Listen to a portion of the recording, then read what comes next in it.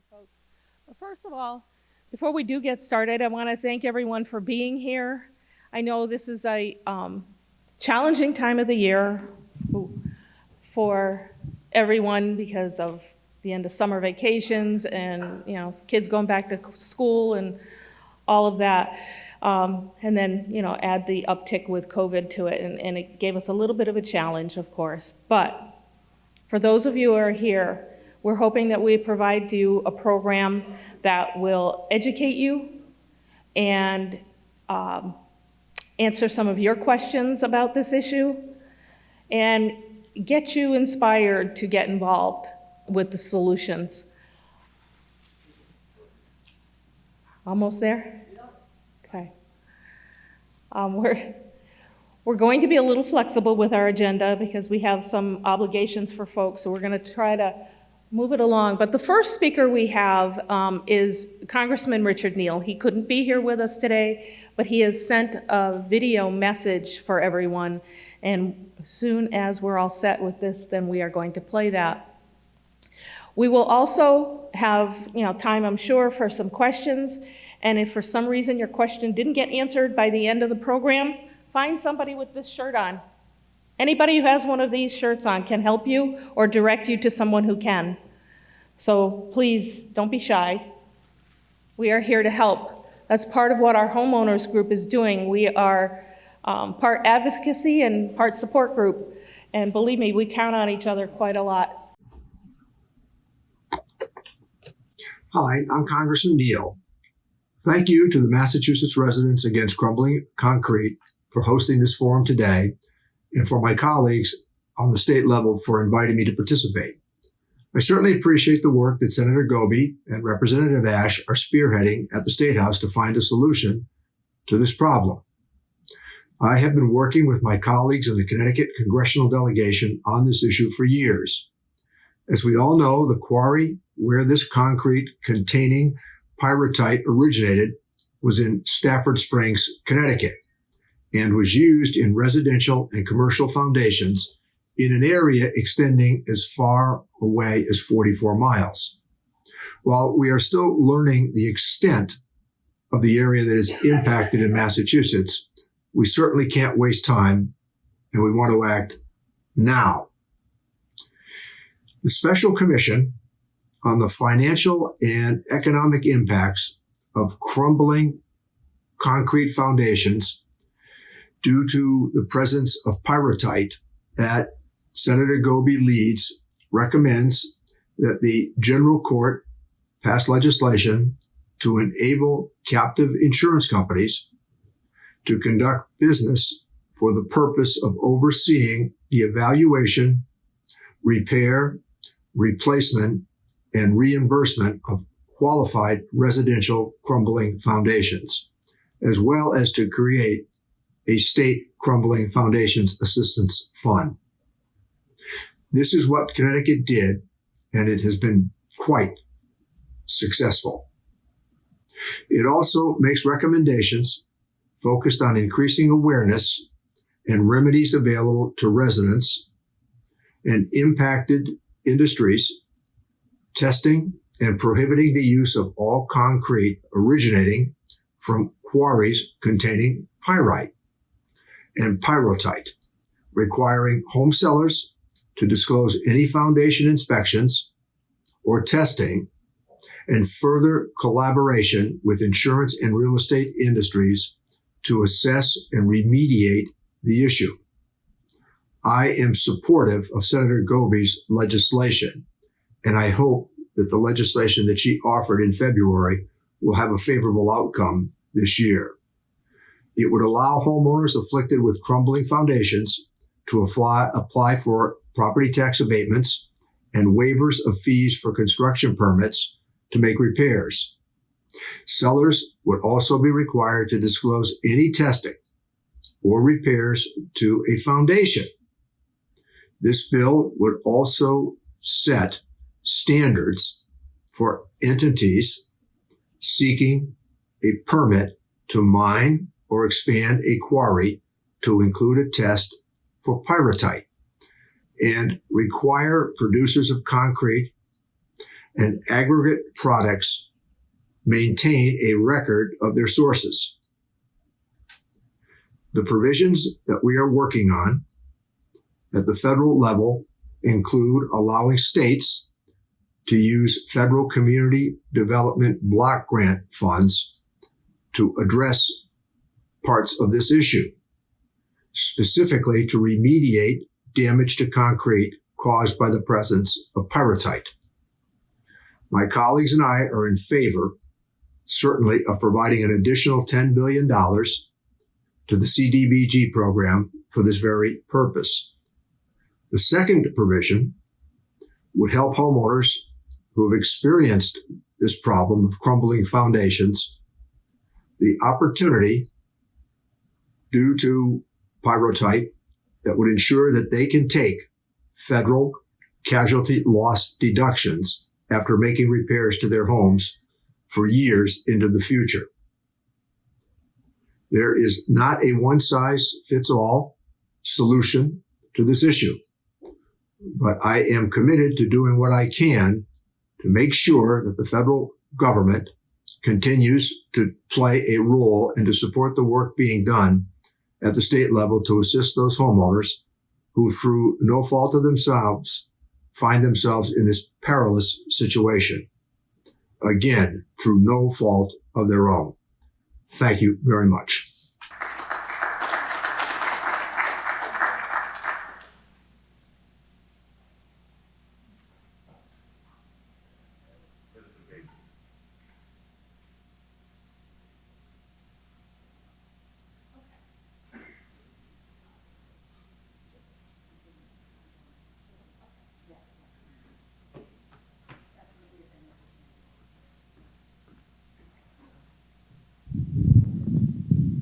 Okay, and now we're going to hear from Senator Goby and Representative Ash. Thank you very much. Oh, that's loud. That's loud. Good morning. First of all, a big thanks to Michelle for doing this. I think you deserve a hand for putting everybody together. Kind of a lot of echo. I'm Ann Goby, and I'm with my good friend, Representative Brian Ash, and I do want to say thank you. I think when Brian and I had first started to hear about this issue, no pun intended, we realized it was going to be a very big lift. And the only way to truly tackle it, as the Congressman said, is to get a lot of people involved. And we were very pleased with all the help that we've received on working on the commission, but now it's to get to this next step. And from what the Congressman, and I do have to say, we've been very fortunate to have Congressman Neal, to know that he is there for us on the federal level. Being the Ways and Means Chairman means an awful lot for our area, and specifically for this issue. Kind of moving forward, we're still waiting for the bill to have a public hearing. Brian and I had actually talked with the chairs of the committees. We thought it would make sense to put it off a little bit to the fall for a couple of reasons. We knew that there were going to be more federal funds coming in, and we wanted to make sure that we're going to have some sort of avenue, as the Congressman mentioned, through the Community Development Block Grant. So it's our hope that we're going to be able to put some pressure on our colleagues kind of going into the fall. There's going to be public hearings, and to say this is the time is right. You know, the stars are kind of aligning that we have some federal funds, we have something to be able to help people where we really haven't been able to do that in the past. So that's going to be our push. I want to thank you as well for those of you who've reached out into your individual communities, because it's really helpful when our local towns, when the boards of selectmen or the town councils are saying, hey, this is an issue, please, and going back to their legislators and saying, we want you to support this. If some funding scheme comes up, and if there's an availability to put some money in to help homeowners, this is the time to do it. So that has been really helpful. We are going to be having a similar forum like this in Central Mass, because we're seeing more homes in the Rutland, Holden, Barry, Charlton area that are having this issue. And so now we're bringing in a whole new group of legislators as well as congressmen. I've had some talks with Congressman Jim McGovern. He's absolutely on board to do whatever help that he can as well. So that's really where we are kind of at the state level on trying to move things forward. And again, I want to say thank you. And Michelle, this is a great turnout. I know that you said, geez, I was hoping that maybe even more, but we think about it, it's a Saturday in August. A lot of people are away. There's a lot of things you could be doing today, and you chose to come here. This says a lot.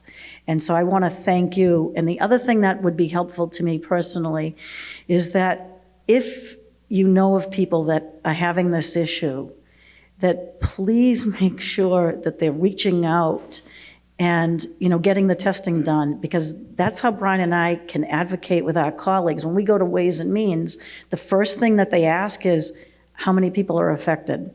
So right now, we're going back and only seeing the people that have put in for reimbursements, and it's about 70 people. Not that that isn't significant, but we know it's more, and we really need people to come forward.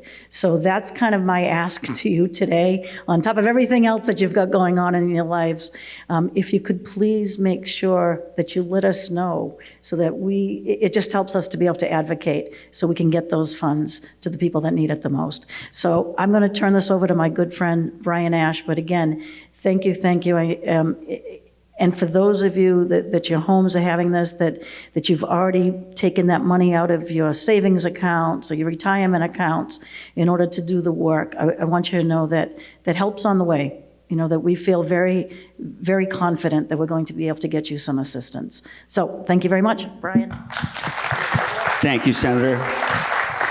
Well, good morning, everybody, and thank you for coming out. Michelle, I have to say it again, thank you so much for spearheading everything and really leading the cause for the residents in Munson and throughout, and Russ as well in Long Meadow. This is a job that is bigger than a state rep and a senator. It's something that we can't control on our own. We can't get the information out there. So without residents really stepping up and championing this cause, it really hinders what we can do. And there's not too much more I can say. The Congressman and Senator explained a lot, but for those that have been here before, I appreciate you coming back. I appreciate your patience. Obviously, during the pandemic, that kind of sidetracked everything and slowed this down. But now that things are starting to move ahead, I want you to look at this like it's a cancer screening. If you have cancer, you don't know it until symptoms come out, or if you get tested. This is very similar. A lot of people may have this in their home, but they don't know it because the symptoms haven't come out yet. So you're better safe than sorry. As the senator mentioned too, we're going to do everything in our power, and with the money coming in federally, there will be an opportunity hopefully for us to make people's homes whole again. And that's our whole goal. We want to make sure that people that have already gone through this, or people that are going through this, there is a way for them out of it. Working with the insurance commissioner, hopefully we can get through all this stuff sooner than later. I also be remiss. I want to thank our friends from Connecticut, residents and the legislators who have been extremely supportive as they've gone through this a couple years ahead of us. But to share the information, to take their time out to come up here and share what they've already gone through, it really helps us immensely, because we don't have to go through or make any mistakes that maybe they found along the way, or we can get a quicker way there. So greatly appreciate them for coming up here and for spending the time and for sharing everything you've gone through. And the last thing is just spread the information if you can. People need to know about this. If it impacts your home, the biggest concern is, expense obviously is a huge concern, but we don't want to see a tragedy happen. One of the homes we went and visited a few months back, it looked dangerously close to being collapsing, and that's scary. We don't want anything like that to happen. We don't want it to be too late. So whatever you do, again, appreciate you being here on a Saturday morning, listening to information. Keep doing that. Get as much information. Information is the best thing we can do, and sharing it. And again, Michelle, thank you so much for everything you're doing, and everybody who's been involved in this, because that's the only way we're going to get more and more people to know about it, more and more people to get tested, and hopefully find out how many homes have been impacted in the region. So thank you very much again. I appreciate it.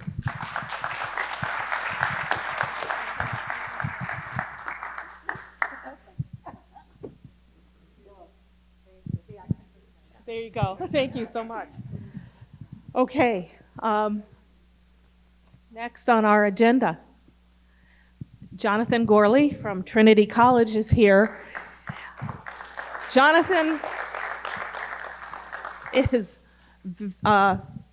amazing. Let's put it this way. He was here for our first forum back in 2018 and is here again today to help explain, I think, yeah, the mouse is right there. There you go. Help explain what pyrrhotite is and how it affects cement and the testing process that is used there to find out if you are affected. Here you go. Thank you so much, Michelle, and thanks for inviting me to come here. I'm just curious, how many people were actually, a couple of years ago when Michelle put that meeting on at the that Stone, how many people were at that meeting? Because I spoke there too, so a few of you, okay. And we've learned a lot actually in those last couple of years since we've been testing. My colleague, Christoph Geiss, and I, in around end of 2017, early 2018, developed a test for pyrrhotite to help homeowners determine whether or not there's pyrrhotite in their concrete. Sometimes it's obvious from the visual signs, I'll talk about that a little bit, but sometimes it's not, and people need to know if it's in there lurking. And so we've generated a lot of data. We've tested now 467 homes as of yesterday. That's nearly 1,000 samples worth of data that we've been able to put together, which has helped us really understand the issue a lot more. However, there's a lot of questions that we still have, and unfortunately, we're still not at the point where we can predict the future, and that's frustrating to homeowners because when you have pyrrhotite but you don't show signs, everyone wants to know, well, when will it show signs? And unfortunately, we just don't know at the moment yet. So, oh, thanks, Michelle. You want the next slide? You should be able to just use the arrows. So pyrrhotite is an iron sulfide, and that's important for our testing purposes because we both test the iron side using magnetics and the sulfur side by testing sulfur directly. And we use those two tests independently so that we can have a robust result such that we are confident that pyrrhotite is or isn't in a sample. It is a complicated mineral. It's not a simple chemical formula because the iron is constantly changing, which makes it a little squirrely in terms of trying to quantify how much pyrrhotite is actually in the sample. The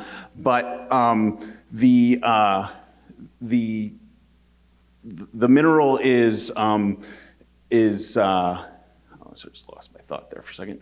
The mineral is, again, the iron and the sulfur are what we're focused on. So we'll go to the next slide. Okay, so my first main point is that, and this might seem obvious, but it's something I'm constantly having to remind homeowners of, and people who are interested in testing, realtors who are hesitant to maybe get a home that's for sale tested, is that pyrrhotite is not actually in all rocks. It is a trace mineral. It's not uncommon. It's not necessarily rare, but it is certainly not something we find all the time. Even in throughout the homes and neighborhoods that are even prone to have pyrrhotite in them, it's not in everything. Even though our sample sizes and our distribution of samples are somewhat biased in that we tend to be testing homes that are in the problem towns, that are in the problem areas with pyrrhotite, we do not find it everywhere. Maybe 30% of the homes that we've tested so far are completely pyrrhotite free. So, so that's important. And the reason it's important is because the geology is what really is dictating where pyrrhotite is and is going to be found in places, because it's a problem in Eastern Connecticut, primarily in the Willington, Stafford Springs area, and about 20, 30 miles around from that red square where the Becker's Quarry is, where most of the material that is believed to cause all the problems in Connecticut and southern Massachusetts probably originated from. It was a perfect storm of a quarry actively removing rock that had high concentrations of pyrrhotite in it, sometimes more than others, some years more than others, some decades more than others, but because the geology and where this quarry was building thousands of homes during a big housing boom in the 80s through 2000s in northeastern Connecticut is why this problem is so prevalent here. That doesn't mean you can't find pyrrhotite in other places. The rocks extend north into Massachusetts, actually all the way up the Connecticut Valley into Vermont and New Hampshire as well. So the potential for there to be other places where pyrrhotite could be extracted and used in aggregate is possible, but it's not necessarily as widespread problem until dozens and dozens or more homes start reporting actual problems. So a lot of people think, especially if we've tested homes on the shoreline, for example, and it comes back with a trace of pyrrhotite. And they say, oh, well, we must have gotten material from Wellington. Like, no, it's not very realistic for a concrete truck to be traveling 70, 80 miles to deliver material. It is going to occur in other places. It occurs in other places nationally too. Actually, the USGS put out a national map to show all the places where it could happen. Again, it doesn't necessarily mean it's a problem. And so the next map actually just shows how the sulfur-rich rocks, including rocks with pyrrhotite, are found out throughout New England. So it's not just a problem in Connecticut, or it potentially could be a problem further north as well. Okay, next slide. Okay, so you saw some pictures coming in of horrible looking map cracks. Maybe some of you have seen this in your own homes. Map cracking is by far the most visual diagnostic sign that you have the pyrrhotite issue. These cracks tend to be penetrating. They're not just on the surface. And this is because the reaction that occurs with pyrrhotite is actually happening from the inside out. So the iron and sulfur in pyrrhotite are reacting with the cement and the calcium in the cement portion of the concrete and are forming new minerals. And those minerals are larger in size and volume. And so they're pushing from the inside out to create those cracks. If that cracking occurs, then more cracks create more pathways for water and oxygen to enter into the rocks that help create more of that reaction. So you need the water, the air, the presence of pyrrhotite to create those new minerals. And the map cracking is what is the result of that. There are other kinds of symptoms that sometimes go along with this, especially if you have water moving through concrete. You can see something called efflorescence, which is this white powdery calcium kind of mineralization that will occur on the outside of the concrete. This is a function of water moving through, not necessarily a function of the fact that you have pyrrhotite in your concrete. And so from all the samples we've looked at, it's the map cracking that is the telltale visual sign, but it's not always there. Next slide, please. And so I've just got the next couple slides are just some examples of some map cracking. And they can be all different degrees. You can see them on the inside, you can see them on the outside, and they don't necessarily have to be big wide cracks. They could be kind of spidery, very thin cracks like the next slide, which is hinting at the problem beginning. And at the time we core samples and we were visually looking at the home, we have no idea if a crack like this occurred the day after it was poured or last week. And sometimes these cracks can be growing over time, and homeowners have described how these cracks, they've measured them with a piece of chalk, and a month later it's gone another 6 inches and then another foot and gets worse. Other times people say, oh, it's looked like this for 20 years. And it could very well be.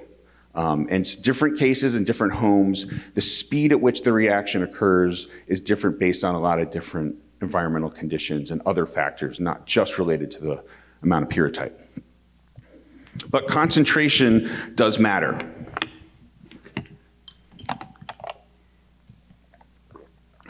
And we've learned this from our testing program that essentially a little bit of pyrrhotite doesn't show much signs of deterioration. Lots of pyrrhotite tends to show a lot more signs of deterioration. And this could be very important moving forward if there's any sort of way to analyze risk and if there are safer levels of pyrrhotite than others.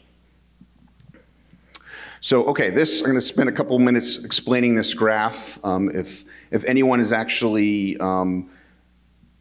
has done our test, you will receive a graph like this. These are all of the samples that we have done to date. So this is close to about 950, close to 1,000 data points, every single core that we've tested for all homes in Connecticut and Massachusetts. And what it's showing are the two different parameters that we actually measure. On the x-axis is what's called magnetic susceptibility loss. This is the iron side of pyrrhotite. This essentially is showing how magnetic the sample is. Pyrrhotite has a unique magnetic signature, and that's what we're exploiting. So as that increases, so does the concentration of pyrrhotite. On the y-axis is total sulfur. That's the sulfur side of the pyrrhotite chemical formula, and elevated sulfur tends to mean that it's pyrrhotite causing that elevation in sulfur. There are other sulfur minerals in rocks, especially the rocks that are local around here. And so sulfur alone can't tell you the answer that you have pyrrhotite or not, but it can be very helpful to actually help quantify how much is there using the amount of sulfur, knowing how much sulfur is also in clean samples, and being able to then use that to determine an actual concentration, which is important because everyone wants to know what's a safe level, how much pyrrhotite do I have, and we can use that total sulfur to do that. So we use these two different parameters, actually in two different labs on campus, where we're doing it independently, and then when you put them together, they essentially tell you the same answer, which helps check ourselves to make sure we're getting the answer right, and gives us confidence that we're producing results that are accurate. So it's not perfect. The relationship isn't perfect, and that's because it's a natural material, and especially the sulfur variation for different minerals can make it a little bit more scattered. And as you get in higher concentrations, and this is true with a lot of natural substances in earth science, is when you get a lot of something, it can be a lot more variable as well. But what you'll see here are three different colors. The green squares are all our samples that are void of pyrrhotite, 0. And so they're on the origin here for the magnetic susceptibility loss, and a small amount that what we consider a trace level. And we define a trace level as the level which nothing below has ever shown map cracking. Again, map cracking is the most visual expression of this problem, and nothing below a certain level has ever shown map cracking. Once we get just beyond that into the orange diamonds and red circles, then we get our first instances of homes that show map cracking. So the orange diamonds are all those samples that have pyrrhotite in them, but we did not observe any map cracking at the time of coring. So there's a lot of those that hang out down at the bottom, but they're sprinkled in with a few afflicted homes. And the first red dot is an afflicted home just beyond that last green square where we do see signs of map cracking. But as you notice, there's more red circles as you go higher in concentration than there is at the lower end. And this is important for the fact that concentration matters on a statistical sense, because now that we have enough samples, we can say, okay, lower concentrations in general do not show map cracking, again, at the time of coring. And as you get higher concentrations, we see more instances and higher severity in the map cracking. Okay. So this sort of cutoff, and we're always skeptical to draw lines, especially when we're in the middle of this, because the next sample could actually change this for us. We could get a sample that's lower than this green zone that does have map cracking, and that would kind of throw this off. But at the moment, this cutoff of what we consider a trace level of pyrrhotite equates to 0.16% pyrrhotite in the concrete by weight. There are a lot of different standards that not in the States yet, but in Canada and in Europe, that when you try to convert them to pyrrhotite by weight, this is pretty close to that same level. So through our technique, we're approaching that same value that seems to be consistent with what might be considered a safe level of pyrrhotite. And that's because there's just so little of it that it's not going to be enough to react enough to create widespread cracking and cause problems in the foundation, most likely. If we increase next slide please, if we increase the concentration, we get to this low amounts of pyrrhotite where some homes show MAP cracking, but most don't show signs yet. There are a few that do, but most don't. And this to me is the most frustrating zone to be in. This is the hardest thing to talk to homeowners about too. Yes, you have pyrrhotite. No, you have no signs. And I have no idea if you're ever gonna have signs in the future. This is difficult because if they're trying to sell their house, they now have a test that says they have pyrrhotite. It may be that their house never shows signs in the future and it'll be perfectly fine for decades to come, but I have no idea.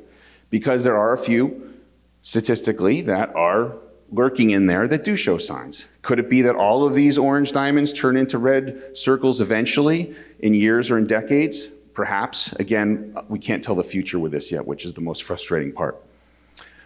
And then the next sort of big, next slide please, yeah. The next section here is everything that is primarily red circles has much more instances of homes with MAP cracking, and certainly as you get higher up, the severity of that MAP cracking is much worse. However, there's still, and this sort of befuddles us sometimes, some orange diamonds that are lurking up that are pretty high, and I can't tell you why you don't have cracking, because you should, but there's other factors that might be affecting this too that I'll allude to in a second, and our next speaker, Kevin Miller, will talk about some of those as well. Next slide, yes, please. So, using the numbers that we have and the statistics we have now that we have close to 1,000 samples, we can look at this in a broader sense, and this is helpful for doing any kind of risk analysis, is that as you increase pyrrhotite, and using magnetic susceptibility loss as our proxy for that, the instances or the percentages of homes that are showing MAP cracking increases. Okay, not surprising, I guess, from that. And we can get a little bit more sophisticated with this, and this is probably the most important thing we've kind of are starting to talk about more and are hoping. I've tried to talk to insurance folks about this, and certainly any of our state reps, both in Connecticut and Massachusetts, they're the ones that can make this happen, because my risk analysis isn't going to get you a loan. My risk analysis isn't going to allow your home to be insured. But if an insurance company be willing to take on some risk, if they know there's low risk, why wouldn't they? They do this with flood insurance. They do this for a whole variety of reasons. And so if there's a way that insurance companies could be convinced that, yes, there are plenty of homes out there that have a little bit of pyrrhotite, but they're low risk of having a problem and might never, then maybe they would be willing to take on that risk. Maybe then home buyers would be able to add a little bit more to their insurance policies to cover that, and that would put a lot more faith back into the housing market, such that a little bit of pyrrhotite isn't necessarily the end of the world. And so to do this a little bit more formally, a logistic regression model is used here, and all this curve is showing is that as you increase pyrrhotite, the predicted probability of there being MAP cracking increases. And the shape of this curve matters because it's a gradual increase. If it was a really steep curve upward, then there would be some inflection point where there'd be some value that is sort of a tipping point, if you will, of homes that have MAP cracking versus those that don't. And we already know that that tipping point is really, really low. But once you get beyond that point, the curve is smooth and gradual, indicating that as you increase the concentration, the chances of there being problems increases. And so we're going to continue adding to this data. We're going to keep trying to figure out if there's other ways we can tease out other information about the pyrrhotite mineral that will help us understand why some houses show cracking versus others. But at the moment, this is where we are, and I'm happy to answer any questions. Just finally, the fact that the concentration of pyrrhotite, even though that's what I'm focusing on, we're fully aware that there are other things that are controlling, that things that we can't quantify. How much water is possibly moving through your foundation to help accelerate the problem. Were certain treatments put on the concrete to slow down any moisture coming in? Were the initial conditions or the initial concrete mix that was poured particularly strong or particularly weak on the day that was poured? So those are things that can be really difficult for us to quantify after the fact, or it can be very time consuming, but are things that may be controlling why there are some homes that are displaying faster decay than others. There are cases where neighbors are next door to one another, built at the same exact time. One home looks absolutely horrible, then one next door looks totally fine. And it sometimes can be difficult to understand why one case is worse than another, but some of these other factors might be at play. So with that, I would gladly take any questions that you might have in the back.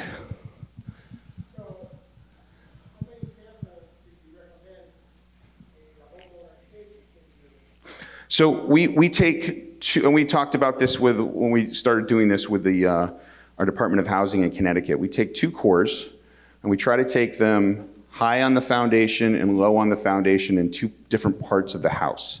And we get fairly consistent results when we do that. And because when concrete gets poured and it's not perfectly filling up from the bottom up, it might be coming in from one corner. But for the most part, you're gonna get variability most likely from bottom to top rather than from wall to wall. You don't pour a wall at a time per se.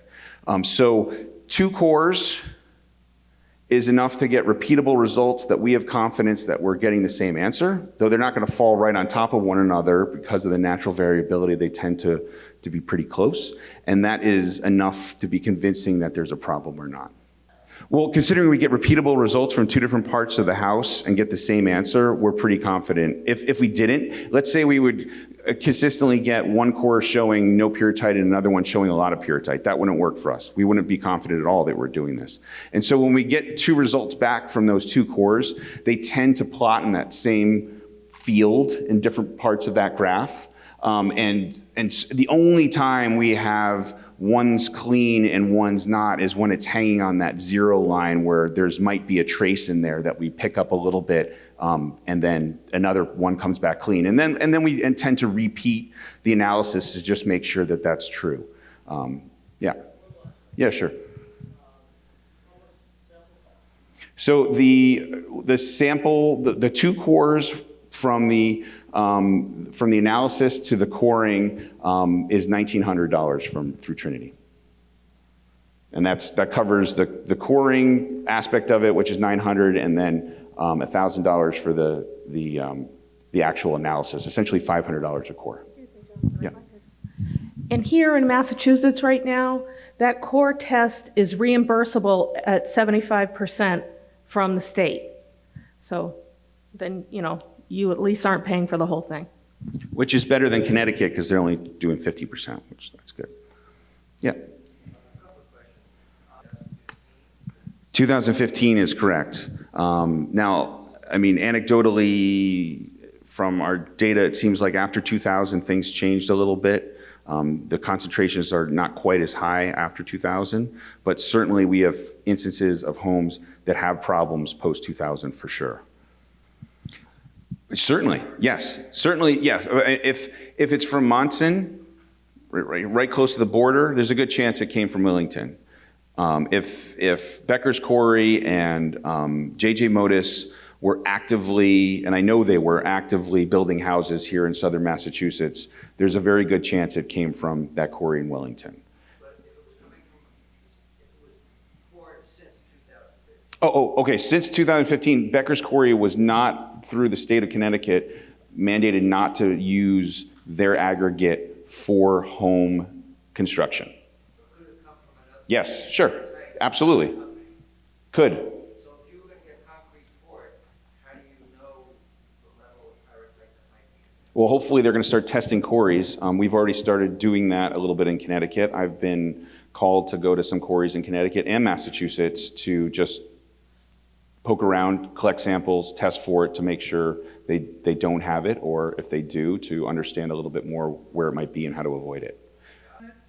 Yeah, I mean, if once you start removing material and you start opening up concrete, you're going to start seeing more of the problem for sure. I mean, we have a similar problem when people have finished basements and everything kind of looks nice from the outside, and all of a sudden you pull a finished basement wall off and it's a house of horrors. So I mean, yeah, right. I mean, water in the concrete is going to be one of the major catalysts for the reaction. And so water and air, it's not just water. I mean, even if concrete's actually super saturated with water and it's essentially underwater, the reaction actually can't go as fast as it would because it needs oxygen as well. I had it tested, and I had a, what do you call it, an engineer come over and test it, and they said that it was structurally sound, but you need to replace it. I mean, there are plenty of foundations that are still technically structurally sound, but have the pyrrhotite issue happening and are different levels of decay. So whether it's structurally sound today versus tomorrow or 10 years from now is still a question. Yeah. Jonathan, Well, I wanted to address Yeah, go ahead. a question. Regarding your question on getting concrete now and knowing whether or not it has pyrrhotite in it, that is one of the items in the Senate bill that Senator Goby and Representative Ash are trying to get passed for us. It includes quarry standards so that we can stop this from happening again in the future. Connecticut just recently adopted standards, and we are trying to do the same thing. That's why we need the support for that bill. And then Russ, yeah. Go ahead. Do you happen to have a list of companies that are doing the testing? Because we've seen prices as high as $4,000. Oh, yeah. Yeah, so, I mean, the Connecticut, the Capital Region Council of Governments, CROG, has a list of ones for the state of Connecticut. And you're correct, there are testing companies that are charging a lot more.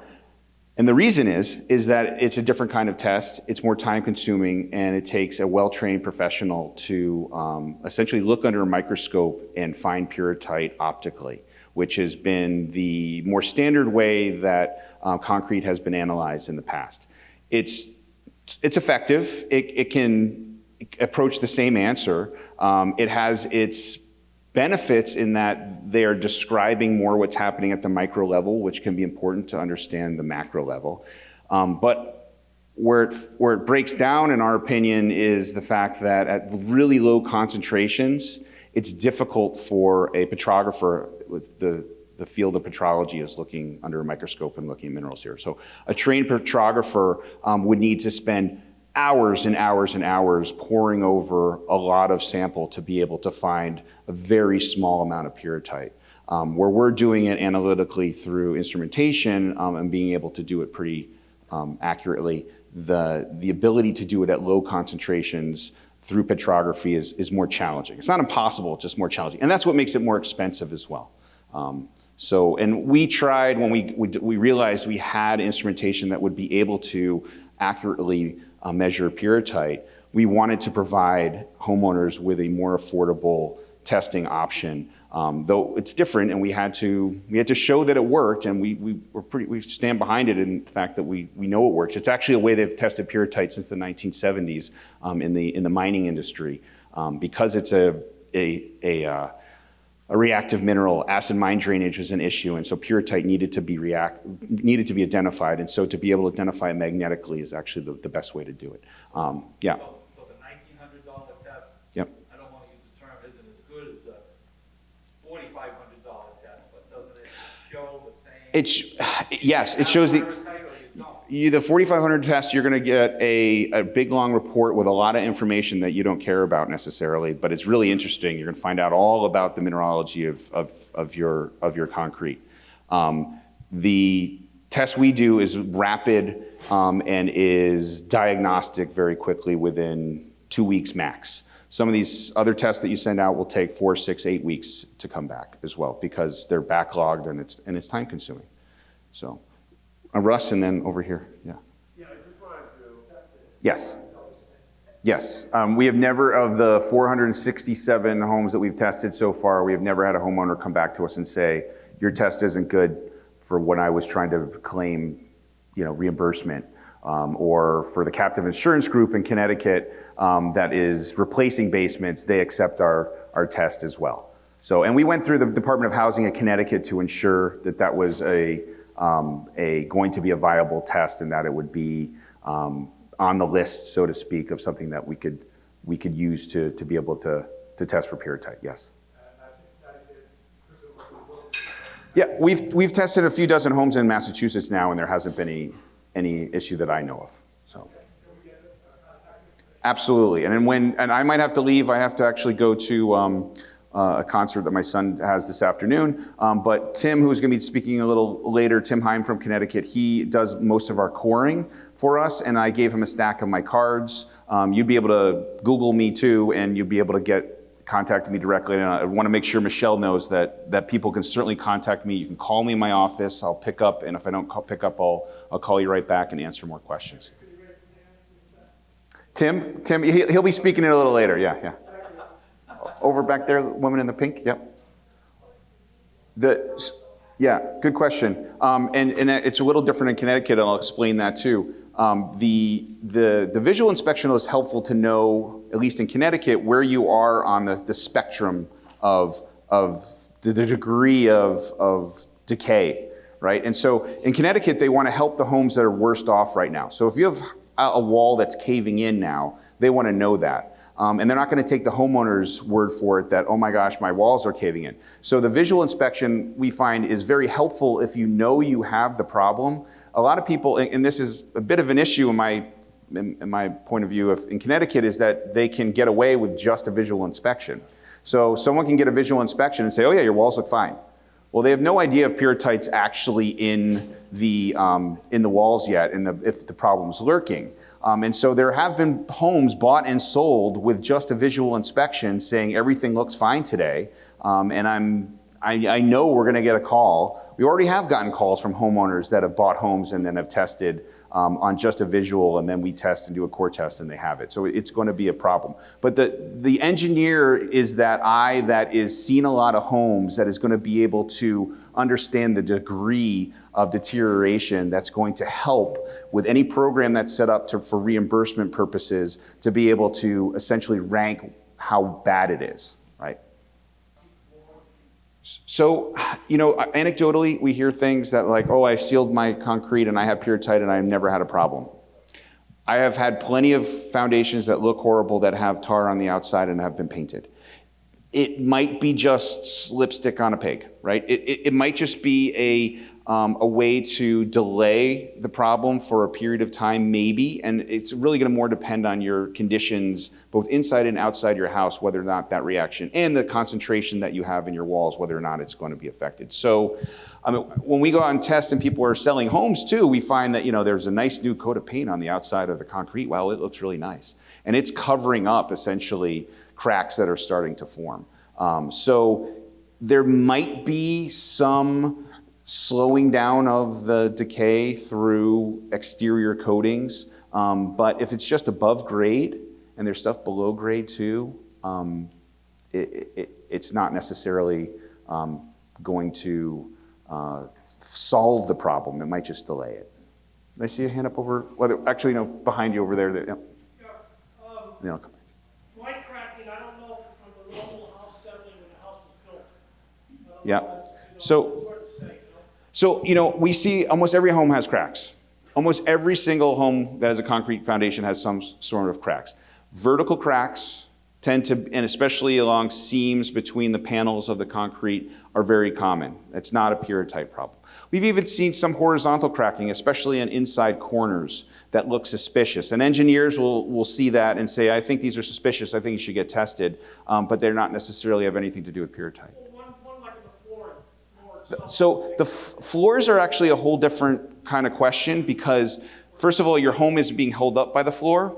We tend to not test floors because of that. Although, and I have seen that sometimes the floors can show signs of MAP cracking sooner than the walls, and then we test the walls and they test positive. They don't show signs yet. It could be mean what's to come, maybe. But we don't tend to test floors unless the homeowner absolutely wants to do it, just because, again, the floors aren't holding up the house. Yep. Yeah. I have this white, I call it chalky film. Right. Is that what you're doing? That's the efflorescence, yes, and that just shows that there's moisture moving through and precipitating out on the surface as moisture moves through. Somewhat normal, I guess.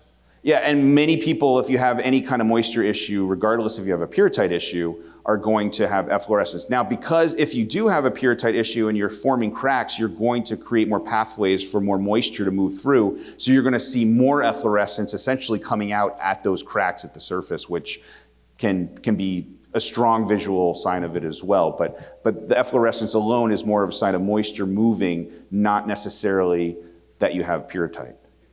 Yeah, here and then there. A quick follow-up. Have there been any cases of map cracking occurring in concrete that was known to have come from another quarry other than that big quarry? Well, it's suspected at the moment. So we don't know of a quarry that I could give you an address for, but there are places in Massachusetts that are far enough away from Willington that it is suspected it probably came from somewhere else. Based on the geology, it's not unheard of that material could have come from similar rocks.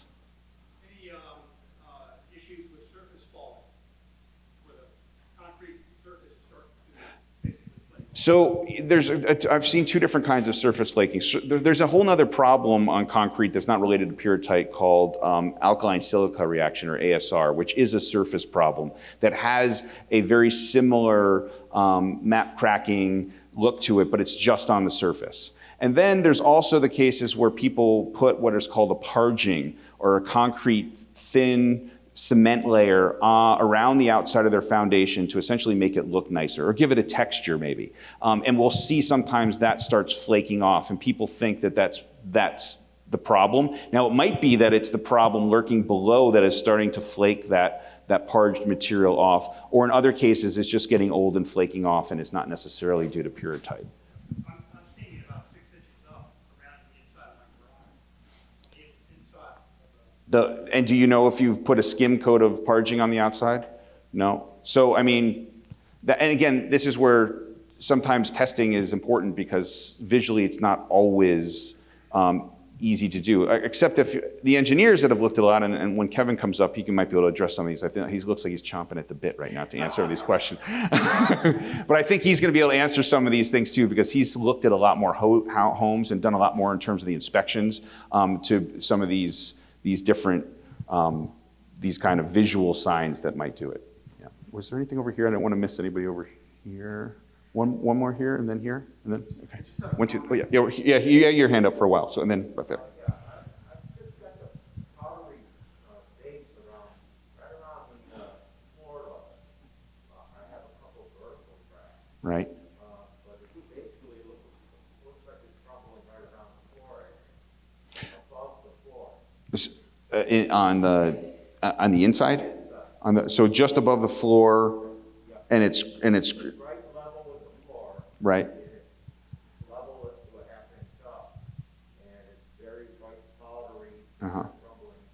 So is it, if the white powder, again, could just be a sign of moisture moving through, it doesn't mean that there isn't pyrrhotite in there. It just means that that efflorescence, that white powder, is more of a function of water moving through cement, picking up minerals along the way, and then as soon as they reach the outside, they precipitate out as the water changes into the atmosphere and then sticks on the side. Yeah. And again, I mean, without, the only visual sign that I know is going to be pyrrhotite is penetrative map cracking, because there's never been a case where we've had penetrating map cracking and there wasn't pyrrhotite from our test. The day that happens, then I don't know what we're going to do. It's going to be something else, I guess. Todd, yeah, okay. No, I mean, it really just depends on what's in the aggregate at the time. So there tends to not be any relationship between where you are in a foundation and the concentration. It's all about what's the concentration in that piece of rock that's in the aggregate. And as you get higher concentrations, that can be more variable, as my graph kind of showed on how it kind of gets more diffuse as you get to higher concentrations. But no, there really isn't any relationship between where it would be on a foundation and the concentration. So that second floor is just really Redundancy, so that you can make, because what happens especially at the low levels, is that we can be flirting with zero or a trace. And so you want to make sure that you know where you fall on that, and we want to be consistent with our results such that we know that we're putting out the correct answer.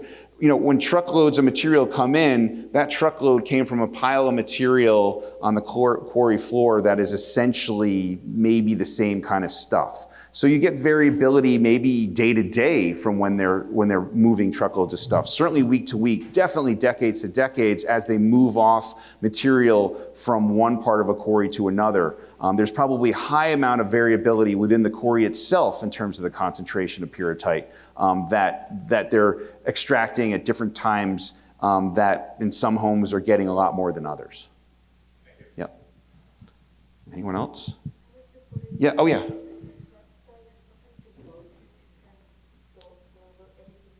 Yeah, so we've put together at Trinity, if you Google Trinity College pyrrhotite or my name, you should get to our website, and if you don't, send me an email and I'll send you the link. But I've put a lot of this information in sort of a frequently asked questions, places, mainly for Connecticut because I know more where they need to go for getting reimbursement and things like that. And if Michelle maybe can, as things come up in Massachusetts, if there's places I should be sending homeowners to, I would love that information as well, so I can put that on there as well. But certainly our science, and we try to update things fairly regularly every couple months. We do have to teach too, starting next week. So I mean, this is sort of, you know, we're doing this while we're trying to teach college students at the same time. Though I'll say we were using our college students really well, and they're learning a lot about this as well. We get them in the lab helping with this. And they feel like they're doing something useful, which is really great for them in the environmental science field. They like to feel like they're doing something. So we have a good student force that has helped us with this through the years too. And Tim has been really helpful as well. I mean, thanks for letting me know that you guys were customers as well. But Tim he's down here in Wellington, and he's been coring a bunch of homes in Massachusetts, and he's been instrumental in the teamwork of us going out, getting cores and getting them tested as fast as possible for people. So, one more over there. Okay. Are the concrete companies liable for any of this? I'm going to pass the mic. Okay. They should be, but.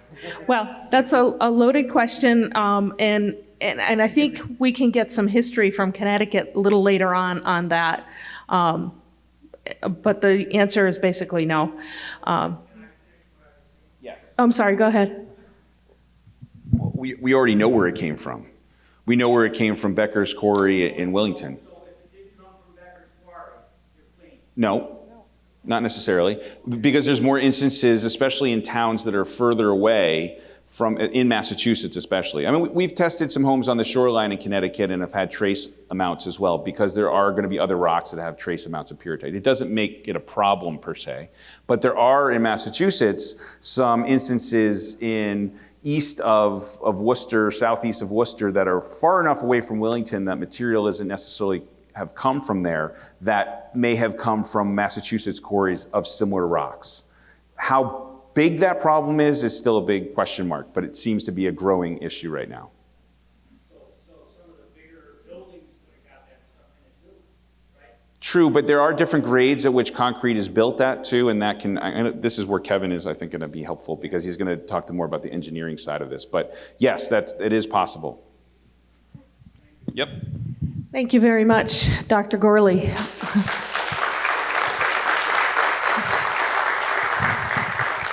And now, our next guest, Kevin Miller, he is going to answer some more of your questions about concrete and how it affects homes and the industry. He's been working at this for quite a lot of years. So I'm going to let him introduce himself and explain his background to you. Okay. All right, we're going to take a second here to pull up my little PowerPoint there. I'd like to start off by asking how many people in here are affected? Okay. All right. And the rest of you, maybe you should be home mowing the lawn or something, or you just curious of what's going on. I'm glad to see the turnout here today. I'm glad to see a lot of participation in Massachusetts. Okay, so we're going to do a little bit of, boy, my voice is gone. we're going to do a little bit on the understanding of pyrrhotite. Basically, I'm going to fill the gap between what Jonathan was talking about and certainly what Tim is going to come up here and discuss. And we're going to try to go over on a little bit on the technical side. And why am I here? Okay. What am I looking at here? Sideways D in a circle. What's that represent? That represent a couple years ago where we were, okay? And basically the D is when we look at the map, the D is the Connecticut-Massachusetts border, and the 0 is where we're at today, okay? Now, as far as the time frame goes, we were talking earlier about the time frame, and it seems like we're separating Connecticut's time frame from Massachusetts' time frame. All the concrete was produced during the same period of time. It's just that there was a little bit of a lag with the knowledge getting across the border to the people in Massachusetts. Back in December, or actually back in last fall, not last fall, but in 2019, pre-pandemic, I came up to Massachusetts and I did a presentation for the Western Mass building officials and brought their awareness to this pyrrhotite situation to them. I also contacted the Department of Licensure in Massachusetts in 2019, and I told them that they should consider a training program or consider to get some technical expertise out here to some people so that they know what to look for. The Department of Licensure told me that, well, we only have 25 cases, and we don't think that it's important enough to proceed. I'm looking out here, I think I see more than 25 people in here, so evidently that wasn't too accurate in 2019. So here's this could be your situation. During all the inspections that I did, I was a professional witness on 13 cases in Connecticut, and I would go into these neighborhoods and I would look at one house in the neighborhood, and certainly he had his indication that there was, an advanced stage of pyrrhotite damage. But as I drove away, go ahead, I would go down the road and I would start to look at other houses, and I could see from my car on a drive-by, I could see the corners of the foundation starting to crack and everything. And yet those people never came forward. Those people were, I don't know what they were hoping for, maybe hoping that it would go away or fix itself. But that's a situation where when we look at Connecticut and we look at Linda Tofolowski or Debbie McCoy or Tim Heim, these are the people that came forward and they started groups and they started getting people interested in, joining their groups. And in power or in a massive group, they were able to go ahead and get Connecticut to form, develop the captive insurance to start to take care of people and stuff. So now here we're going to look at a couple different types of damage here. Top, you'll see some map cracking, and then over you see like the parging starting to come off. This bottom picture here is what happens when you start to see the sulfuric acid attack the cement. You start to see a weakness that comes up, and that's going to follow the severe expansion that you start to see and everything, and now you're going to actually see a deterioration of the concrete. And it's that deterioration of concrete that's going to eventually lead to a full foundation failure, okay? So it does happen in stages. You're going to get your early cracks, and then it's going to start to progress into a severe situation.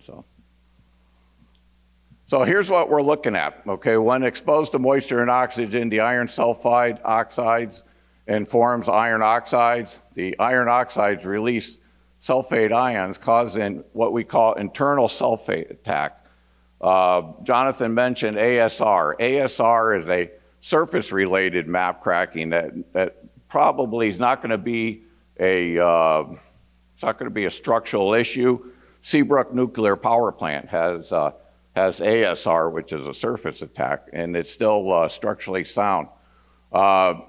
These reactions create sulfuric acid, and that's the sulfuric acid that breaks down the cement paste and causes all the problems and the weakness of the concrete. And the mineral transformations are responsible for the increase in volume, leading to spalling, cracking, and expansion of the concrete. So as these reactions take place, that's when you start to get all the expansion. Go ahead. Here's a couple of homes getting repaired here. Go ahead.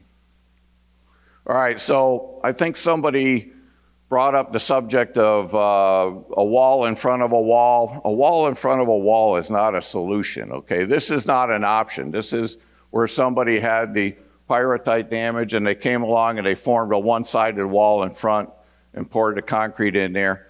That's not gonna solve the problem. The existing concrete's still gonna be expanding. It's still gonna be lifting the house up, and eventually the inside wall will deteriorate and fall apart.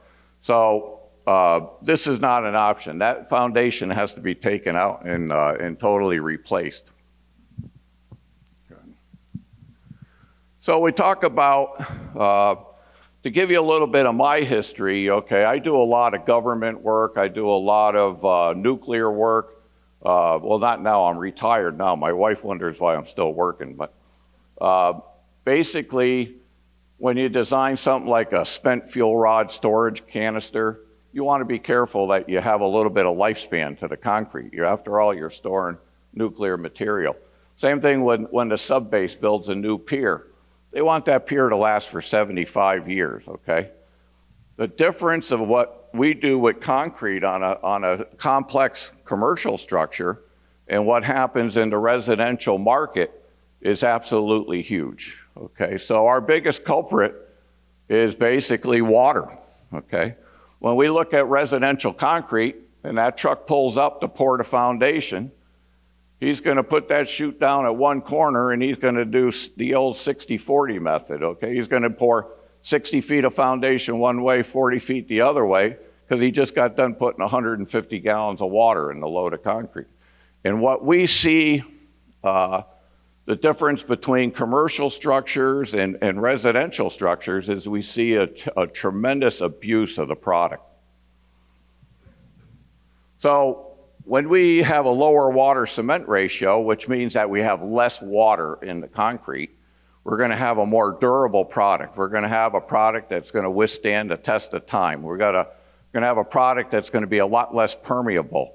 As we increase the water to a higher water cement ratio, we're gonna have a concrete that's gonna easily pass moisture through it, and that's what's gonna start to create your problems out here in the, in the residential homes that you're looking at. The other thing, when we start looking at distance from the plant, okay, the minute that concrete's produced, as it leaves that plant, it starts to get stiffer and stiffer. The further you get away, it starts to get stiffer. And what's that contractor gonna do when it gets to your house that's 45 minutes away?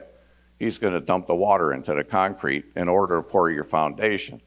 The other culprit there, and this is from talking to some of the drivers that used to work for JJ Motors that ended up working for Tilcon that I worked for, would tell me horror stories about delivering leftover concrete. They'd have the same concrete in that truck all day long. They just keep adding on top of it all day long. This is a practice that we've never done, I've never done in my career, but it's a practice that happens sometimes at small operations because they want to maximize their profits, and that's one way they could do it. The other thing is residential concrete is never tested. In the past, I was president of the Connecticut Ready Mix Association for 7 years. We made a big push to try to get residential concrete testing in place, and we were fought off by the foundation. The foundation people have their own committees and stuff, and they fought us off because it would add $300 to $600 to the cost of a foundation, and they felt that it would not allow them to remain competitive. So we always wanted to get testing on residential foundations and could never get a foothold on it. So, like I said here, sometimes we cause our own problems, adding water to the concrete, exposing the concrete to harsh chemicals, de-icers and fertilizers, and poor construction practices.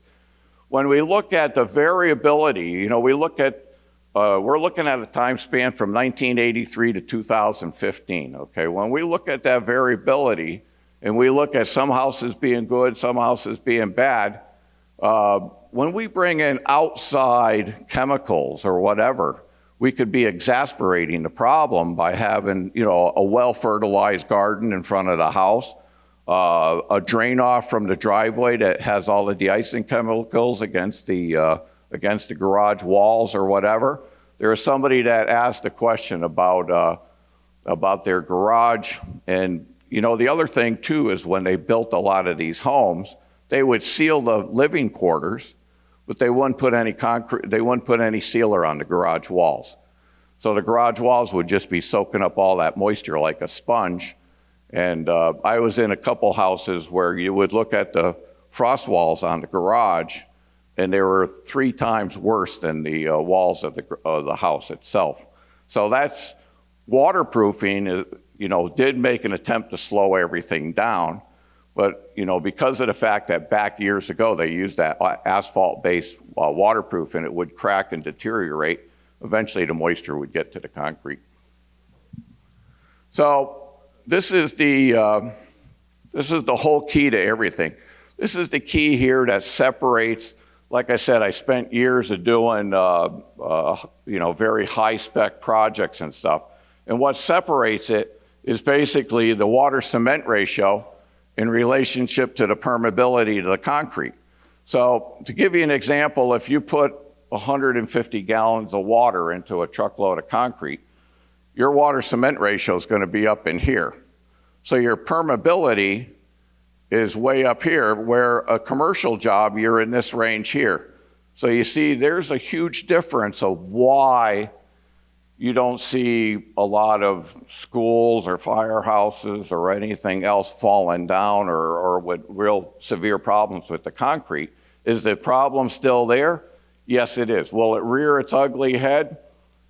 It's probably hard to tell. I think we're going to start to get a lot more data on that we're starting to collect now. So eventually in the future, we'll have a good report on that. So we look at, some situations here. Here's ASR. Here's alkali silica reactivity here. This is an interesting picture here. This is actually the Erie Canal up in upstate New York.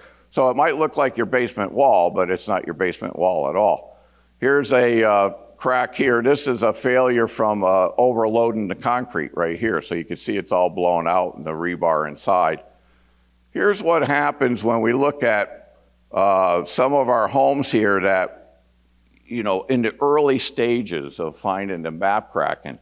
One of the ways you can find it is to wet the surface, and some of those cracks will, as the water evaporates, you'll start to see the water collect in some of the cracks. And so you'll be able to see if you have any real early signs of cracking here. And again, this is like a parging situation here. So we have a lot of, when we evaluate houses, the first thing we're going to look for is we're going to go and we're going to look at where the hardened cracks would be. Because the hardened cracks, whether it's near a corner or a window opening or any change of elevation, if you have a raised ranch and there's a change of elevation, you're going to see a crack coming off that corner. Those cracks become conduits for the moisture and the oxygen. The moisture comes in from the outside and the oxygen's present on the inside.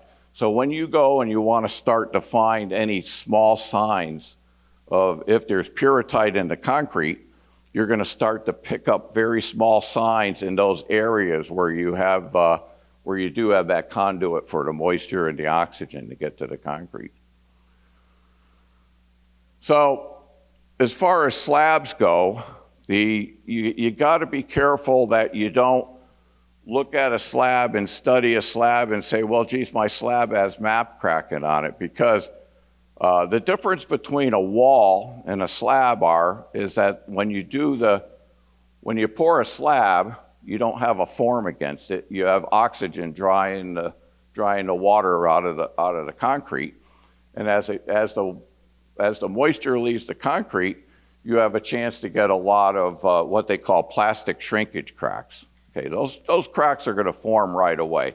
The cracks we're talking about, when we're talking about the pyrrhotite, those cracks are going to take sometimes years to happen. Usually 5 to 10 years before you see any cracks from the pyrrhotite in the concrete. So when you see a slab that looks like this in your basement, it's not MAP cracking. It's generally because when they poured that basement slab, the house wasn't built on top of it yet, and the sun was beating down into the basement, and it was just evaporating the water too quickly in the concrete. And so that'll give you a plastic shrinkage cracking on your slabs. Again, like I said earlier, field testing was always a pet peeve of mine. I always felt that the residential concrete was just screaming for help to get field testing enacted in concrete. And maybe someday it will. You know, hopefully in the near future, when we look at all these problems that we could be preventing, again, a durable concrete is going to be a concrete that's going to have a better chance of lasting the test of time. And it would probably outlast your home if it was done properly and done in a, you know, where the permeability was way down on the concrete. That concrete would probably last the lifetime of your home.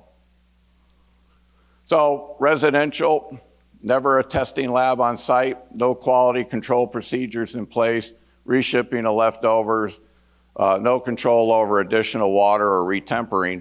Where a commercial, you always have a lab, strict control on water added to concrete, lower slumps and less permeable, and better waterproofing and site drainage. Now I know you might say to me, well, there was a school in Tolland that had an issue and they replaced the school in Tolland. Again, not knowing who the lab was, not knowing how tight the quality control was, not knowing what went on, it's too hard to just say that, immediately just point to the fact that you know, either the lab was not doing their job properly or everybody behaved on the job, and it's hard to say. I mean, there's too many variables there. So years ago when I first got into, you know, doing these presentations and stuff, and I've done a lot of them. I've done them for engineers, real estate agents. I've done it for building officials. You know, we've really tried to spread the word in Connecticut as far as the pyrrhotite goes. And again, I got in front of the Massachusetts people back in December of 2019. One thing that you always strive for is accurate information, okay?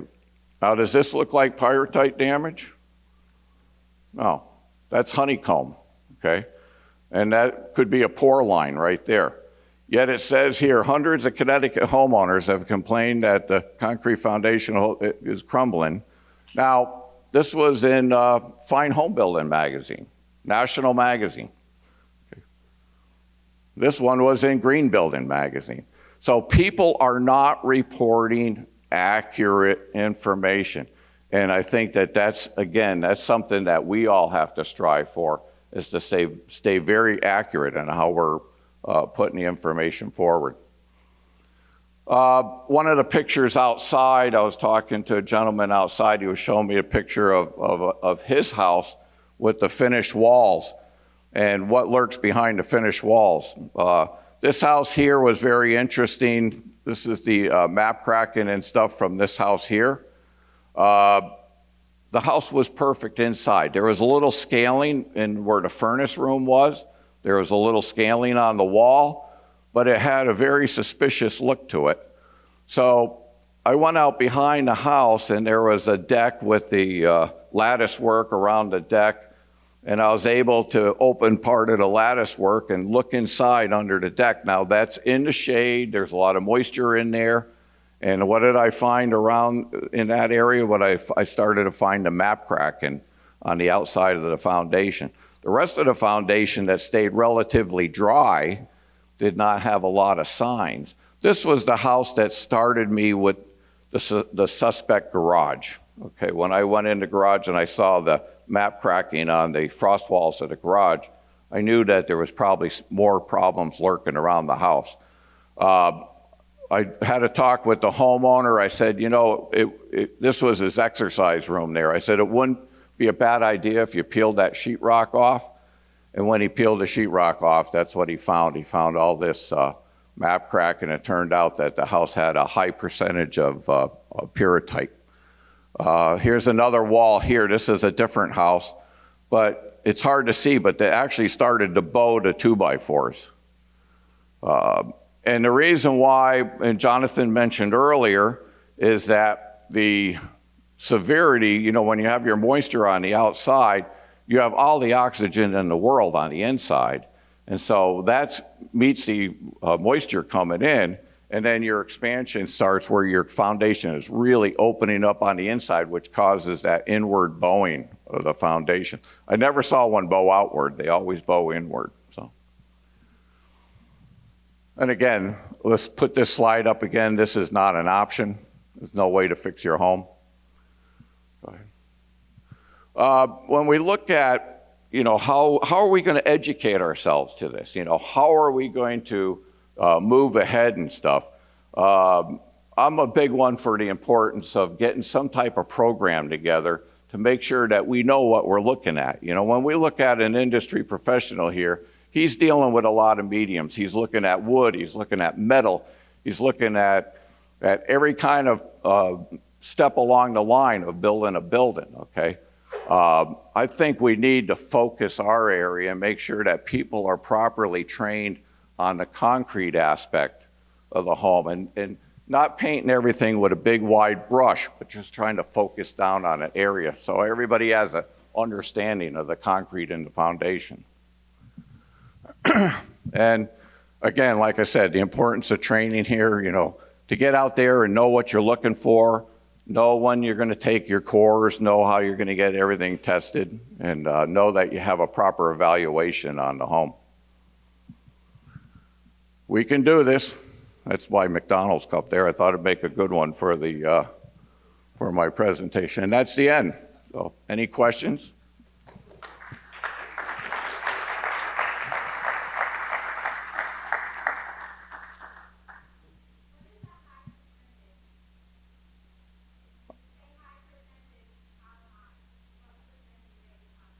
Of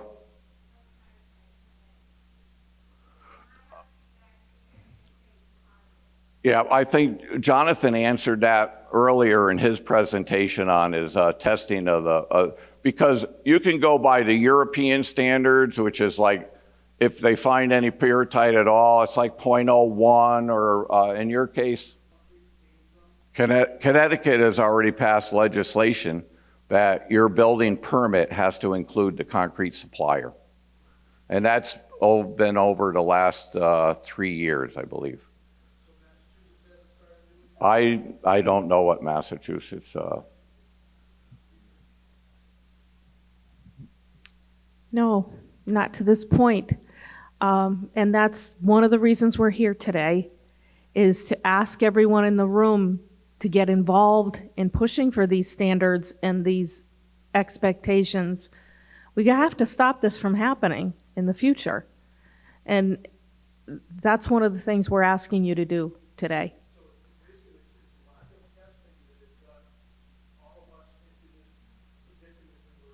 Exactly. No one was looking for this mineral when all of this started.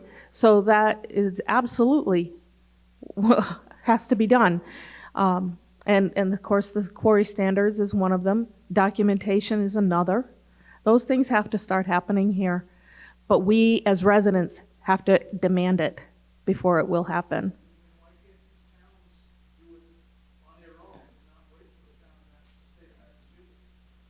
That would be nice, wouldn't it? That would be nice.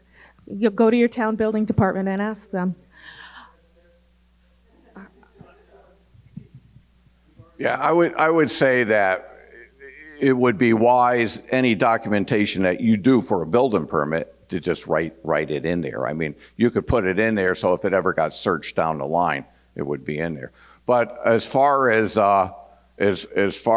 you know, when I like I said, back in 2019, when I contacted the Department of Professional Licensure, and they claimed that they only had 25 cases in Massachusetts, it goes to show that there's just not enough people coming forward to get the ball rolling like Connecticut did. Connecticut had a lot of people in their action groups, people like Tim and people like Linda Tofolowski and whatever, that got everything rolling and stuff. And that's what you people need to do. That's what the people in Massachusetts need to do. And I think Michelle needs a big hand for all the work that she's done to get it going. So, okay. Is there any more questions or?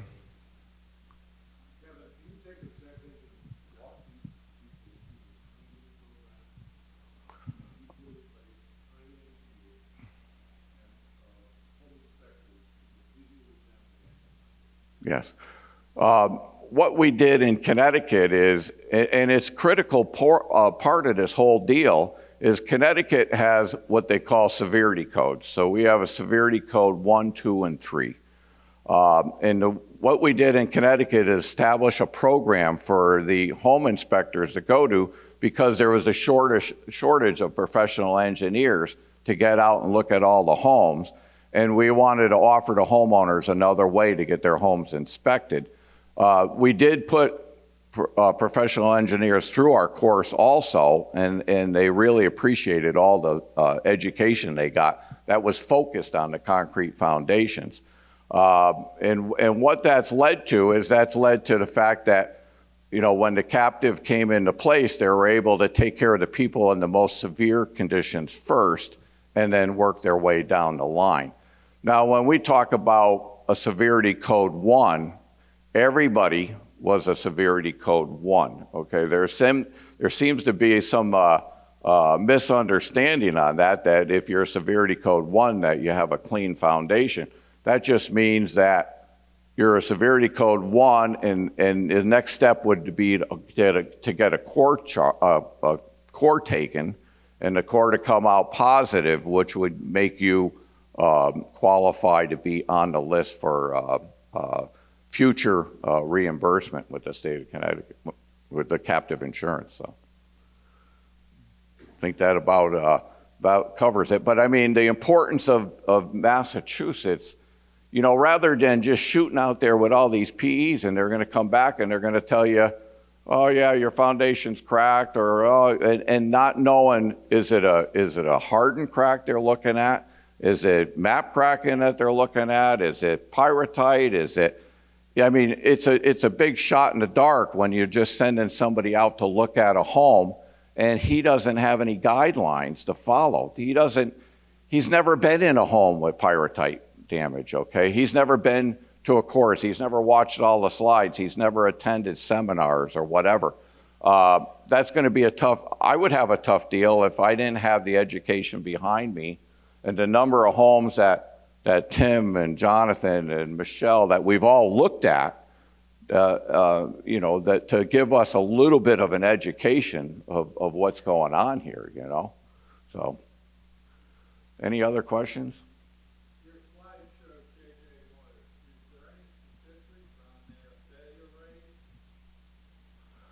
rate? Like Jonathan said, there could be sections of the quarry that didn't contain enough pyrrhotite or the other thing is that you got to understand is as the material stays exposed to moisture and oxygen before getting into the concrete, it could actually burn out before it gets into the concrete.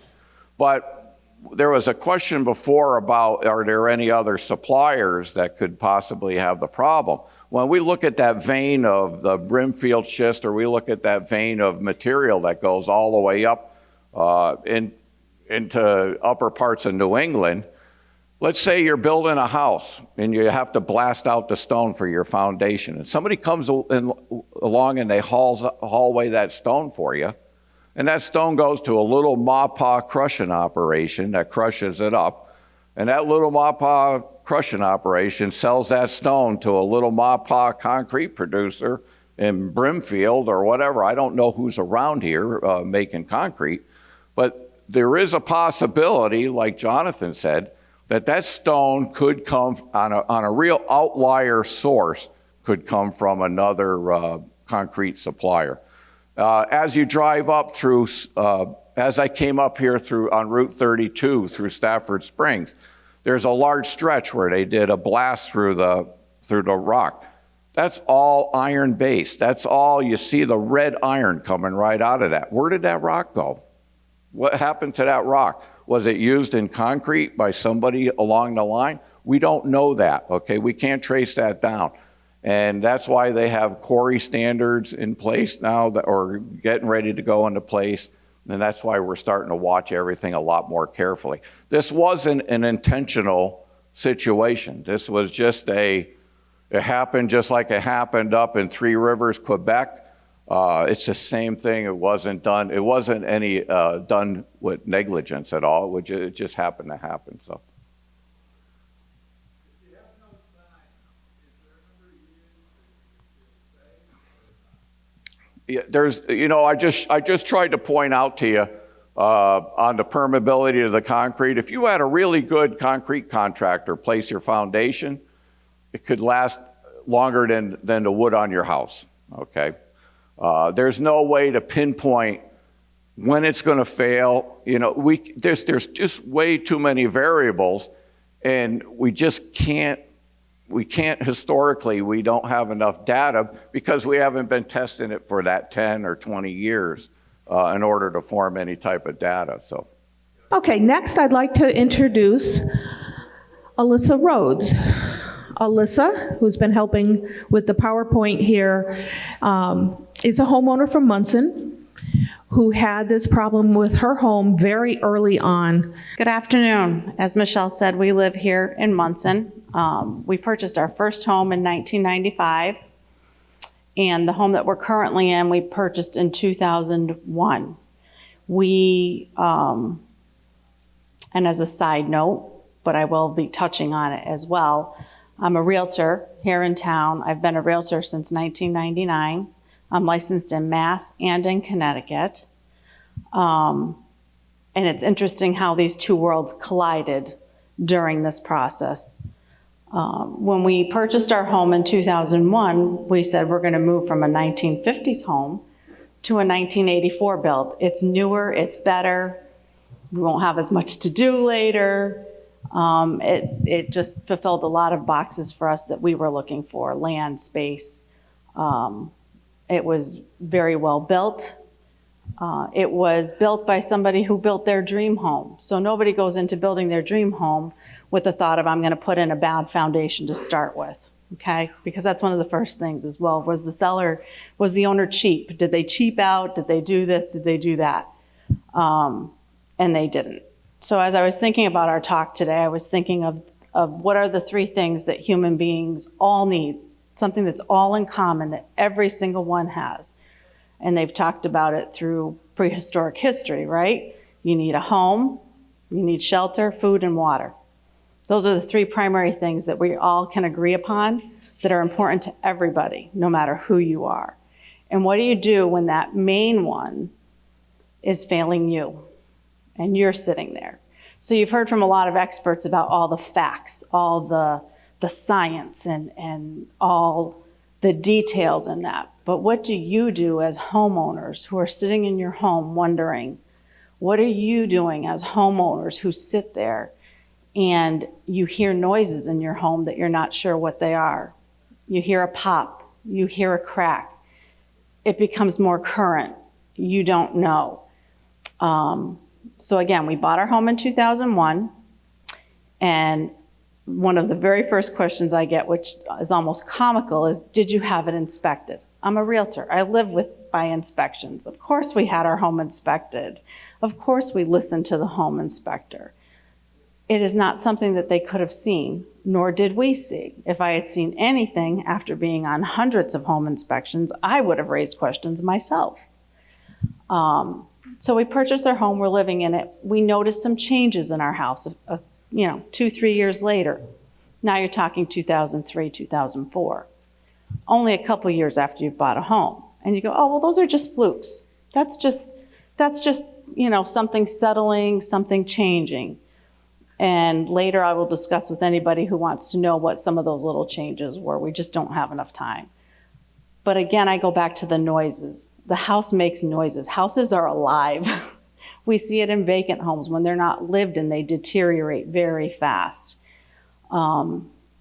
we had a door, in particular, the door that we went in and out of, and we had to adjust that door constantly. And as our foundation got worse, it got to where it was very hard to shut because things were shifting that bad.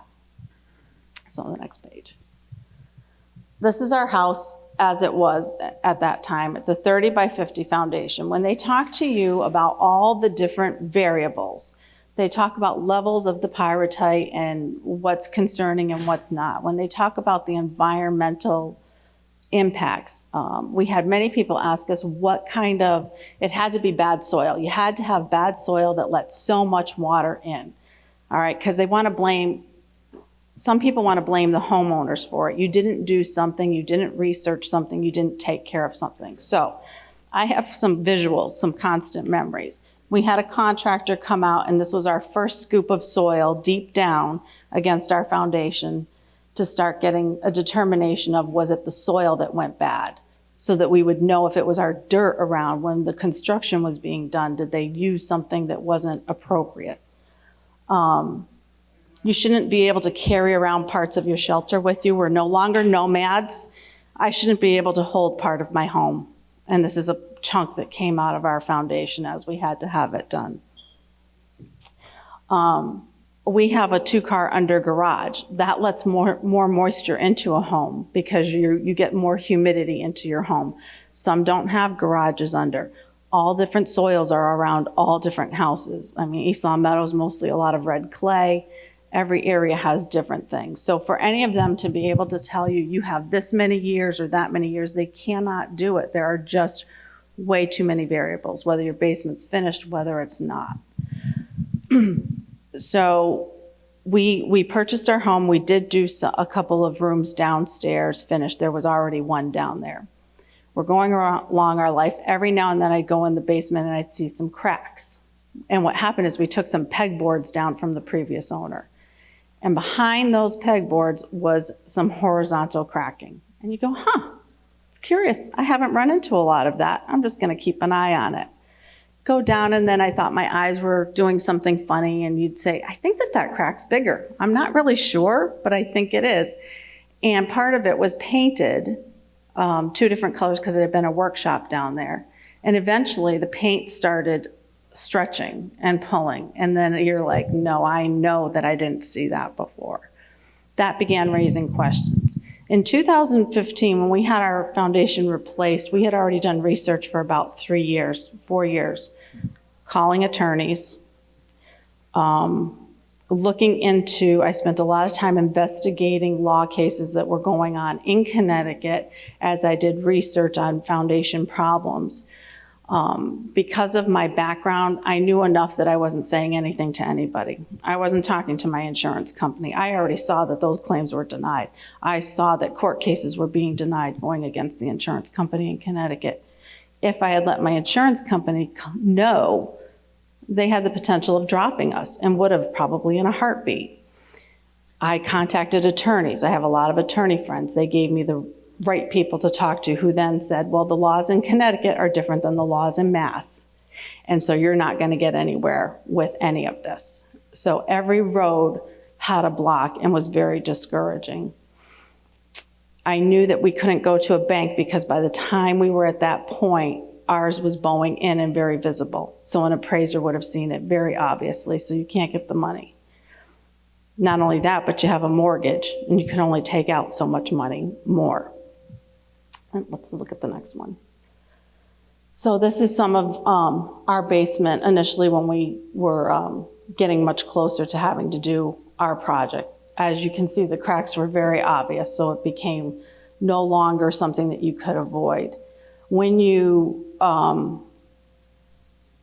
for those of you who are experiencing this, I empathize with the stress and anxiety that it causes, knowing that you're watching every day your home changing and not changing for the better and not knowing an answer. When we went through this, we were solo. We were flying solo. There was no forums. There was no group. Connecticut hadn't formed yet.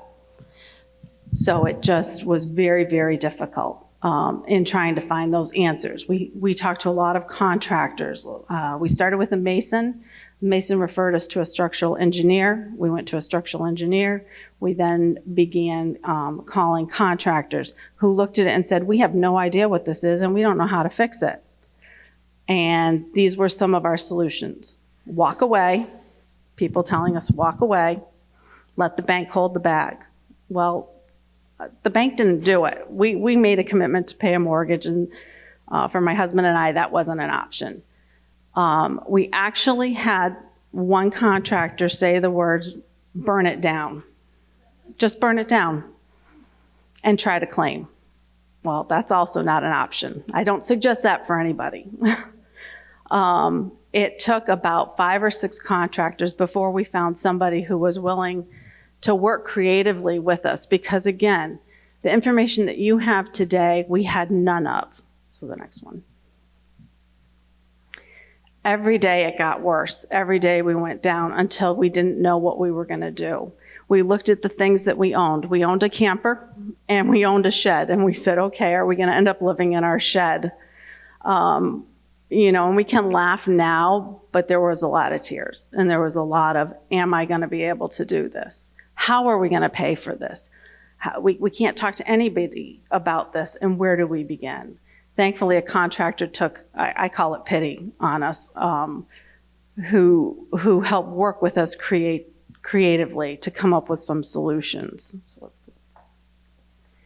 go. The cracking becomes obvious to a point that you can't deny it. And it looks very different than what they were talking about, the other surface cracking. And again, that noise that you hear sometimes, it's just very eerie, and it just sticks with you. And every time I'd have to go in the basement, the anxiety got worse and worse, because it was, how am I going to take care of this? Where do we turn and what do we do? You can see it in our rock that we have here. And by the time the structural engineer came, she mentioned iron immediately when she saw it and what it did, and that it expanded. And that was a lesson. That was our very first lesson in what these minerals and things can do within this concrete. We also were still in touch with the previous owner who had built the home, and he was a businessman out of Stafford, and he knew who had poured the concrete. So we knew definitively from the person who hired the people in 1984 to build the home. And he said, I am really sorry to hear from you. I've been listening to everything going on in Connecticut, and I was really hoping that nothing was happening to this house. I think he thought we were going to try to go after him for having some kind of knowledge, but it was no more his fault than anybody else's. And the biggest part of this, and the biggest isolation, was there is no one to blame. We are left standing here with something we've invested our time, our energy, and our life, and our finances in. And we're now looking at having to walk away, destroy our credit, invest a lot more money, basically double paying for a property, which impacts every future plan that you have while you're standing there watching it happen. I don't know, it might be more difficult to see, but the arrows that are there show the gap at the beginning to the gap at the bottom. And the bow in the middle is actually touching the boards. So this structure was an interior wooden support that we built just before we were going to knock down our exterior concrete walls. This was to support our home. We did not go with lifting our home because at that time there were no companies around here that would do that. Connecticut has options. You're talking about people, you've gotten how many quotes? We couldn't even get somebody to come out and look at that time. And as far as lifting, cutting and lifting came, the closest company was out of Pennsylvania, and it was going to be $60,000 more for them to come out and do that. When you're looking at a bill that you don't know how to pay, you know, you might add $6 or $10, but tell me to add $60,000. I got a hold of this contractor, and we just brainstormed. And what we did may not be the right thing, but it was the only thing that we could do at the time with the information and with the resources we had.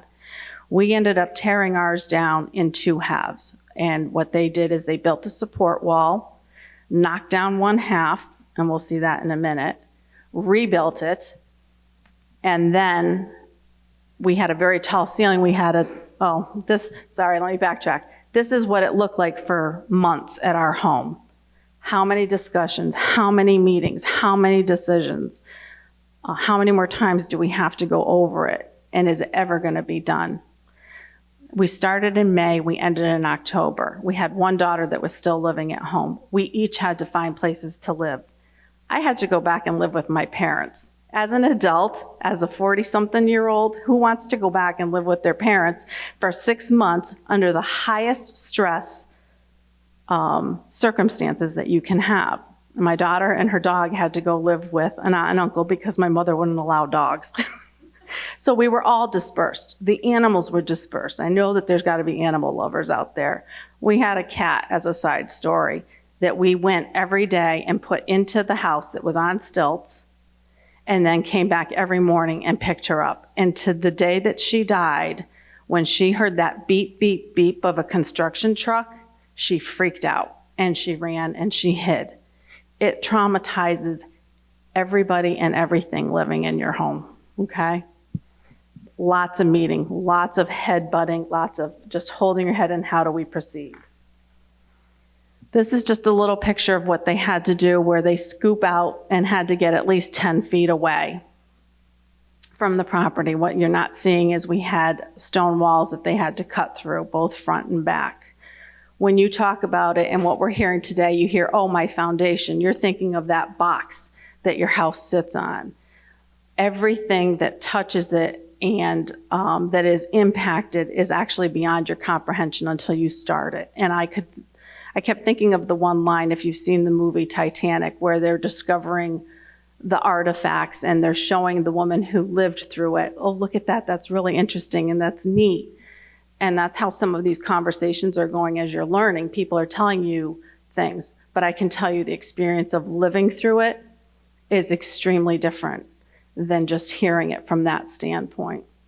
They had to tear down the walls. We had to tear out all of our landscaping. Next one.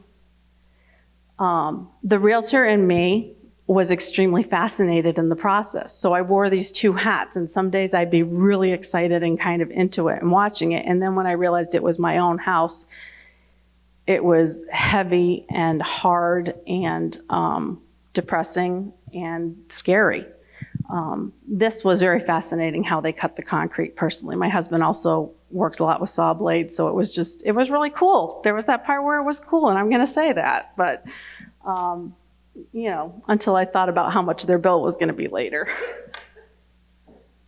Some of it had to be jackhammered. We had 2 pours. Our ceilings are 10 feet.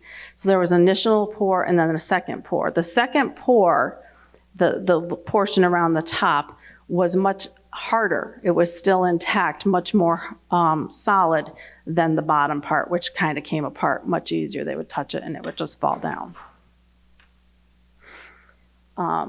These are the sites that you come home to. So thankfully, my parents only lived a mile away. We were back at the house. So you'd work all day and then you'd come to the house and you'd be working with the contractors because we were doing a lot of it with them, with contractors that we knew, with people that we knew.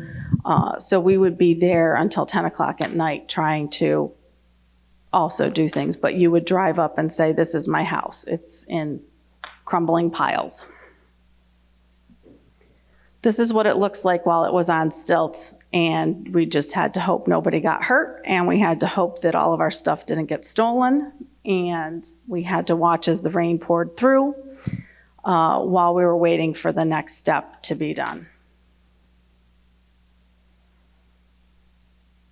You can see on the bottom section of white thing that was the well. So remember that second part that we talked about? You need water. Everything in the house gets cut. The propane, the electricity, your water. So basically you're left with a shell of something. We had to pack everything as if we were moving, but yet we weren't getting a new property. We didn't know if our walls were going to crack, and certainly the contractor wasn't going to cover any of that. That would just be more costs.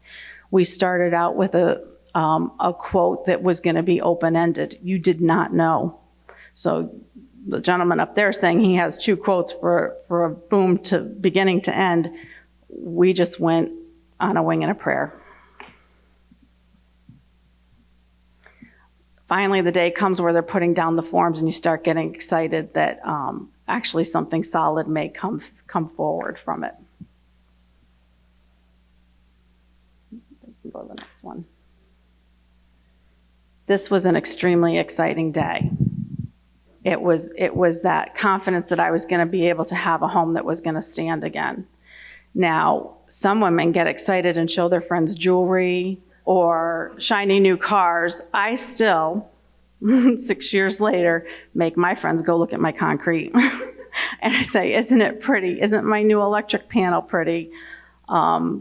The things that aren't covered, even I believe in Connecticut, are you don't get a new driveway covered under that funding. You don't get your rock walls rebuilt. You don't get your landscaping done again. You don't get your new furnace, your new oil tank, because those things for us were all 35 years old by the time we're doing everything, and it doesn't make sense to rehook those things back up. And some companies won't do that again because they won't warranty anything that's done. So now, beyond the impact and the cost of all of that, you're having to improve and update all of your systems in your home. This is a picture of sheer exhaustion, and this is our daughter who had to pull the well line the second time through because the patio that was still there caved in. So just when you think you might be getting ahead, the patio came down, crushed the line, and pulled it. And we now had to pull the well line for a second time. And we had to now investigate redoing a patio, which was yet just another cost. And that, for me, was a breaking point. We ended up having to do concrete block because we didn't lift the house. So you can't pour concrete up that high to do the second pour. That was one of those many hour discussions of how do we do this effectively, cost effectively, and yet support the home. So basically we look at our home as a guinea pig, as a test for the future, and in 20 years we'll let you know what it looks like. This is a reminder that there can be a happy ending. Our home is a very busy home, and it has a lot of activity. And I have a patio. Again, it cost me a whole lot more than I wanted it to, and I wasn't looking for a new patio. That was the hardest thing, that you're forced into so many decisions that you don't. You know, people will come and say, well, it's beautiful. It's like, but I didn't ask for it. I was content. I didn't need it. I didn't want it. I had what I was content with. And now I'm forced to do more. We stood by the side of many people during the tornado, and I helped very dear friends pack up when they lost everything. And they in turn came and helped us pack up. And they said, this is as much a natural disaster as the tornado was, because the impact is the same in that what you're going through. A lot of them didn't ask for new homes, and people tell them all the time, well, you got a new house. And I go, I'm sorry you had to get a new house because you weren't looking to go through all that. But at least insurance helped with some of it. We were left trying to figure out how to go from there. I have piles. This is only part of my research. I kept it all. Court cases, law cases, looking into the insurance company. When did these laws change? I deal with homeowners every day, and people don't understand that their homeowners does not cover foundations. They automatically think that it does. Somewhere in the 90s that changed, and that's a whole nother big portion of this. People were aware. Things were going on behind the scenes. The problem was becoming evident, and they got out before they had to deal with it. Michelle asked me to speak a little bit on the realtor end as well. So in Mass and Connecticut, and they've touched on it a little bit, Buyers and sellers are presented with a form by most realtors, not all. The training, just as it is for inspectors and people in this field, is ongoing. It finally got to the point of even Central Mass, so Mass Association of Realtors, which covers all of Mass, put out a form of a disclosure for foundations where it's presented to the seller to fill out and say, have you had it tested? Do you have any problems? Have you had any repairs? You're still relying on somebody to tell you that they have or haven't had those things done.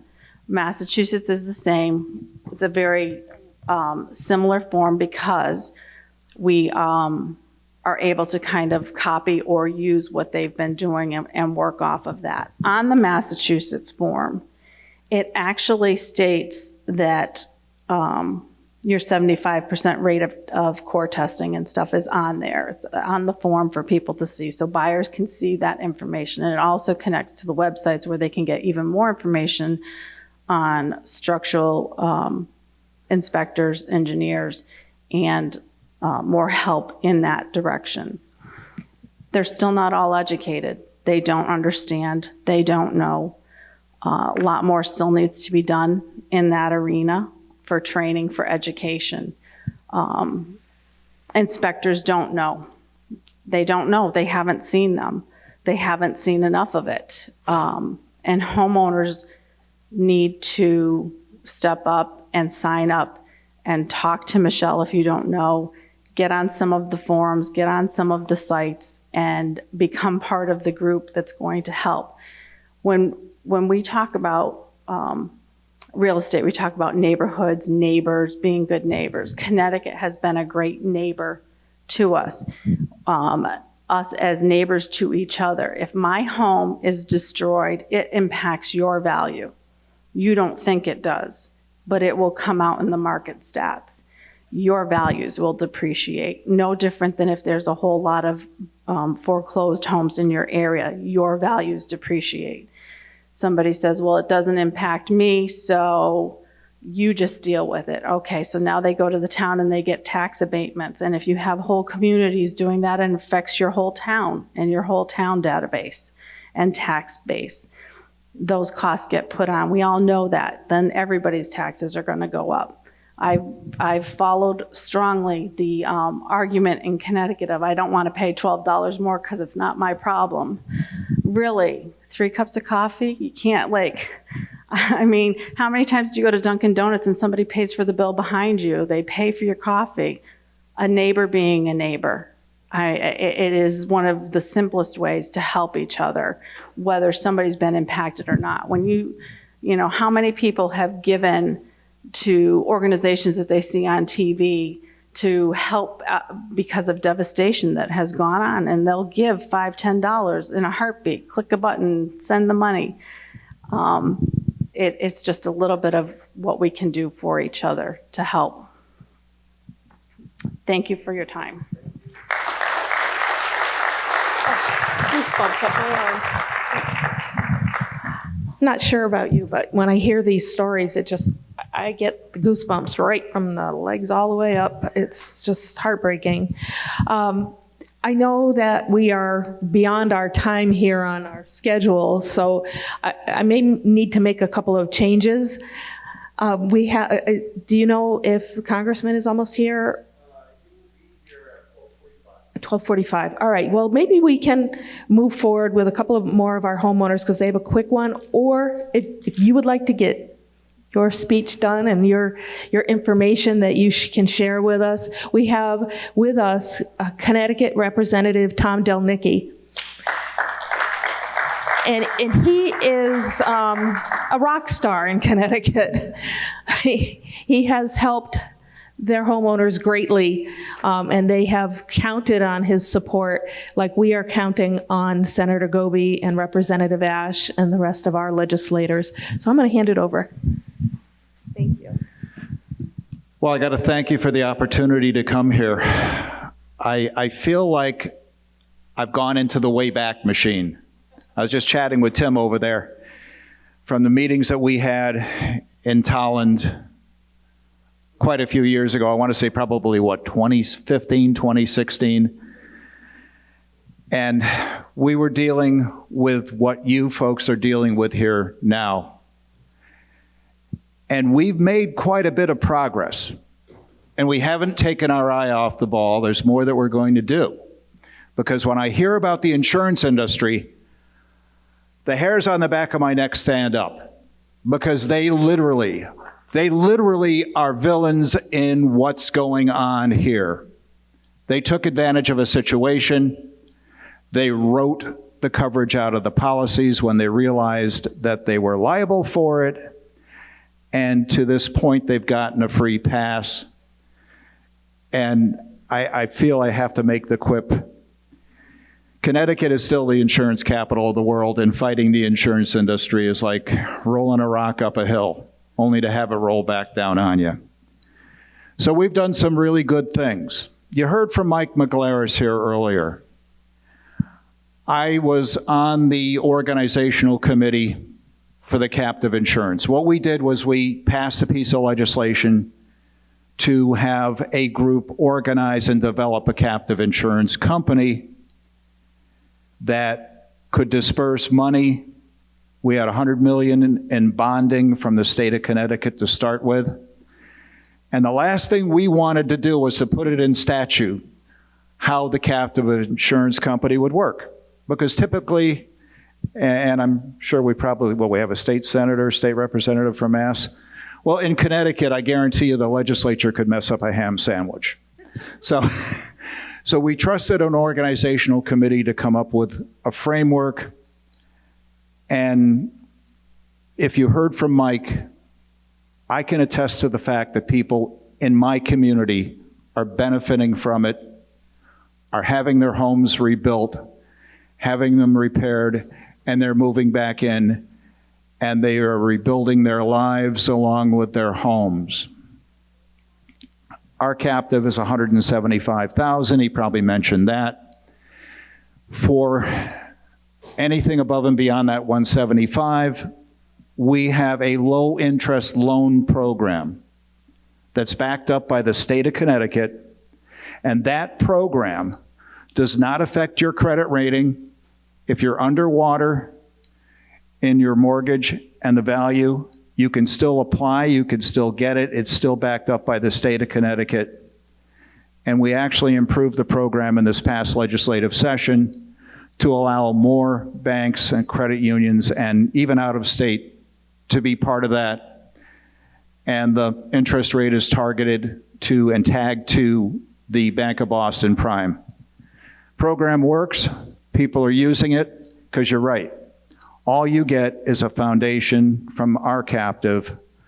You don't get your landscaping, you don't get your driveway, you don't get those kind of things. But at least with the low interest loan program, you could take that out. And I'm mentioning this because you might want to encourage your legislators and the folks from Massachusetts. I'd be more than happy to share the information on the things that we have done in Connecticut. The captive was a big thing to get that done, to get it moving.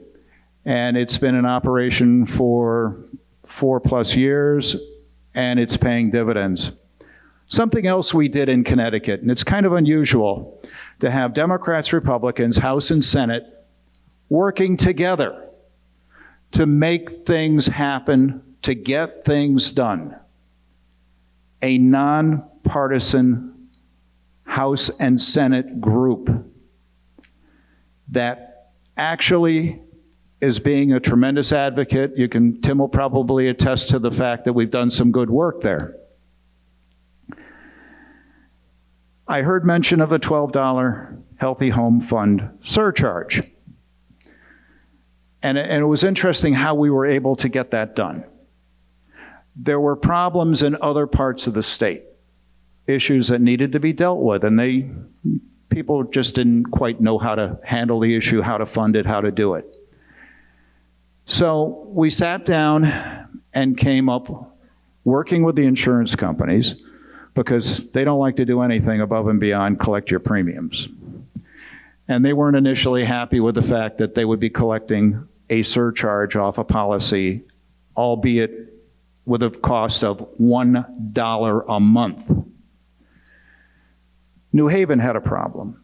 Woodbury had a problem. There's a problem in the cities with lead paint abatement. And of course, the, $250,000 a person gorilla in the room, the crumbling foundations. So we came up with the Healthy Home Fund surcharge.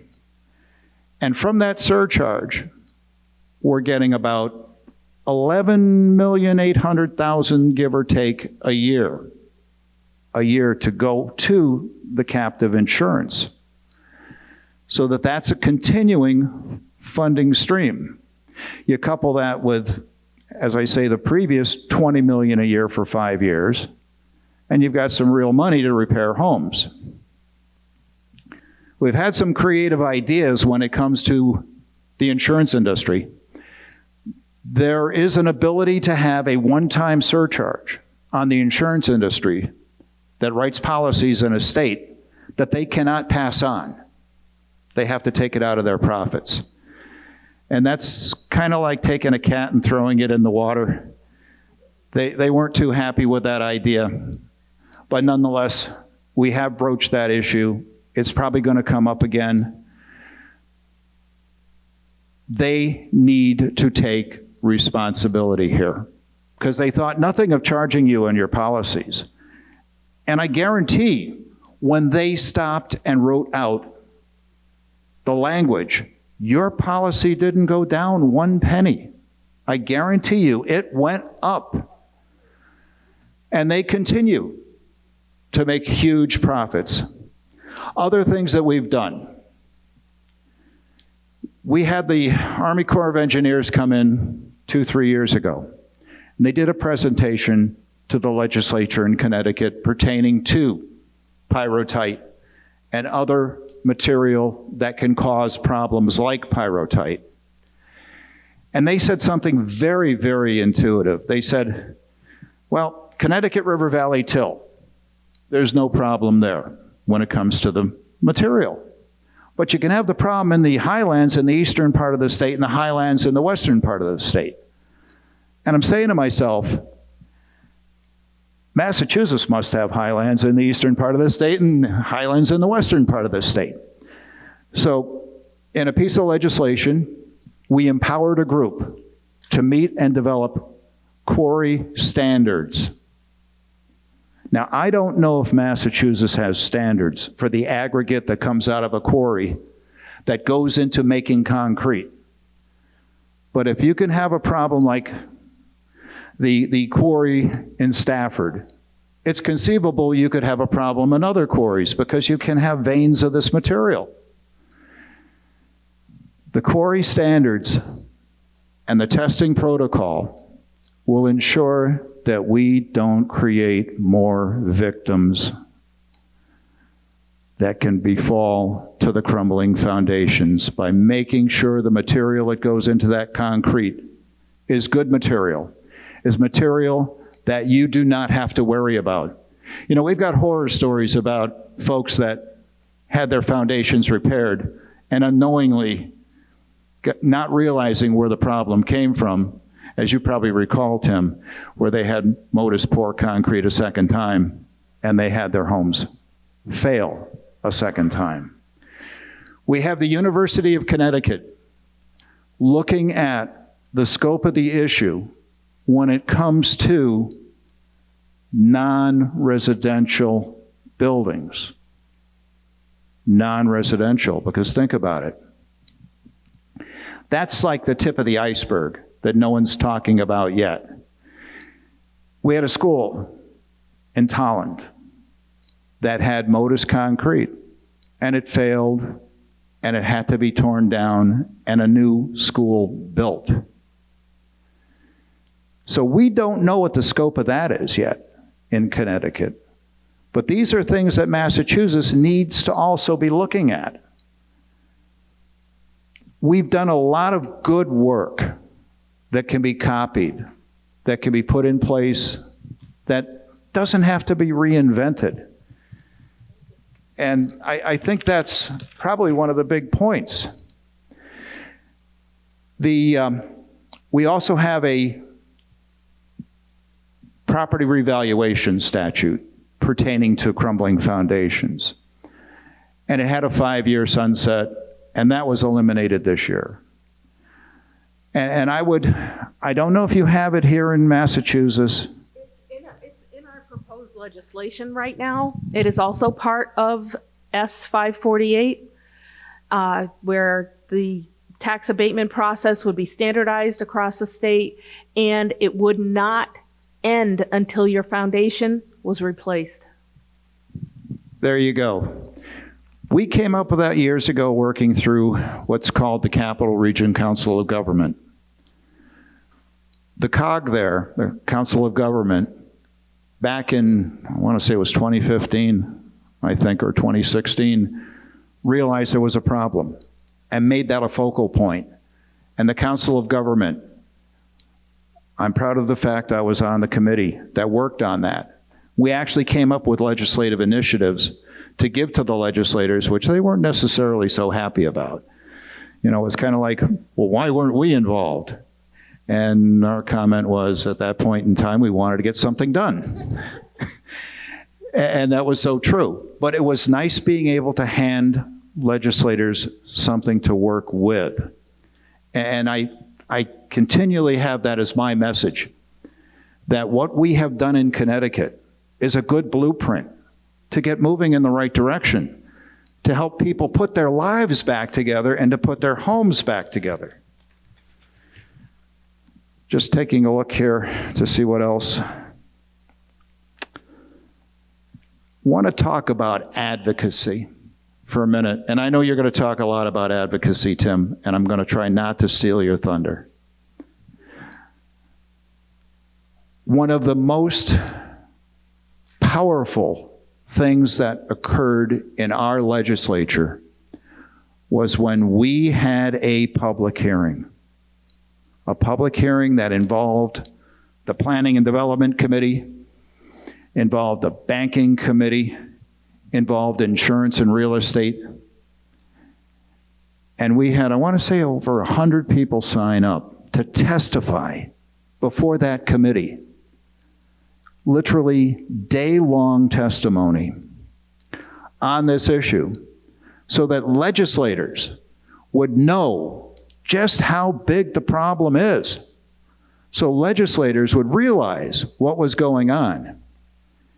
And then we, as a Crumbling Foundation caucus, then started interfacing and talking with our colleagues, whether they be Democrats, Republicans, progressives, conservatives, on what the problem was.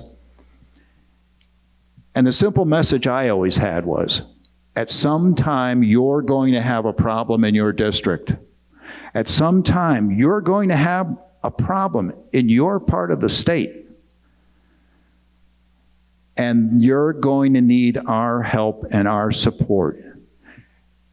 And your help and your support will not go unnoticed, because we will know that you were helping us. And we'll be the first ones that'll be there for you. Because I have to believe that, yes, this is an issue here in this area, but it could conceivably be in other parts of the state, and you just don't know it yet. Oh, Worcester County. Wow, that's big. The point being,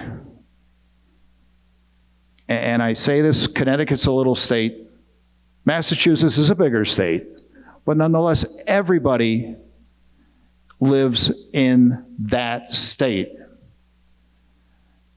And everyone is a part of it, is a part of the solution, and deserves to be able to live in their home, carry their lives out, and not have that sinking feeling. And I can remember two things I'm never going to forget about the issue.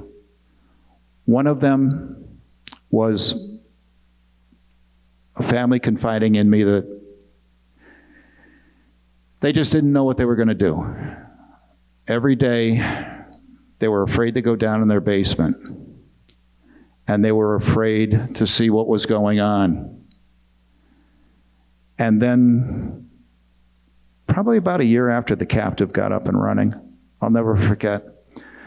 Gentleman worked in Home Depot. I go into Home Depot and suddenly I hear, "Hey, Delnicki," from across the other side of the store.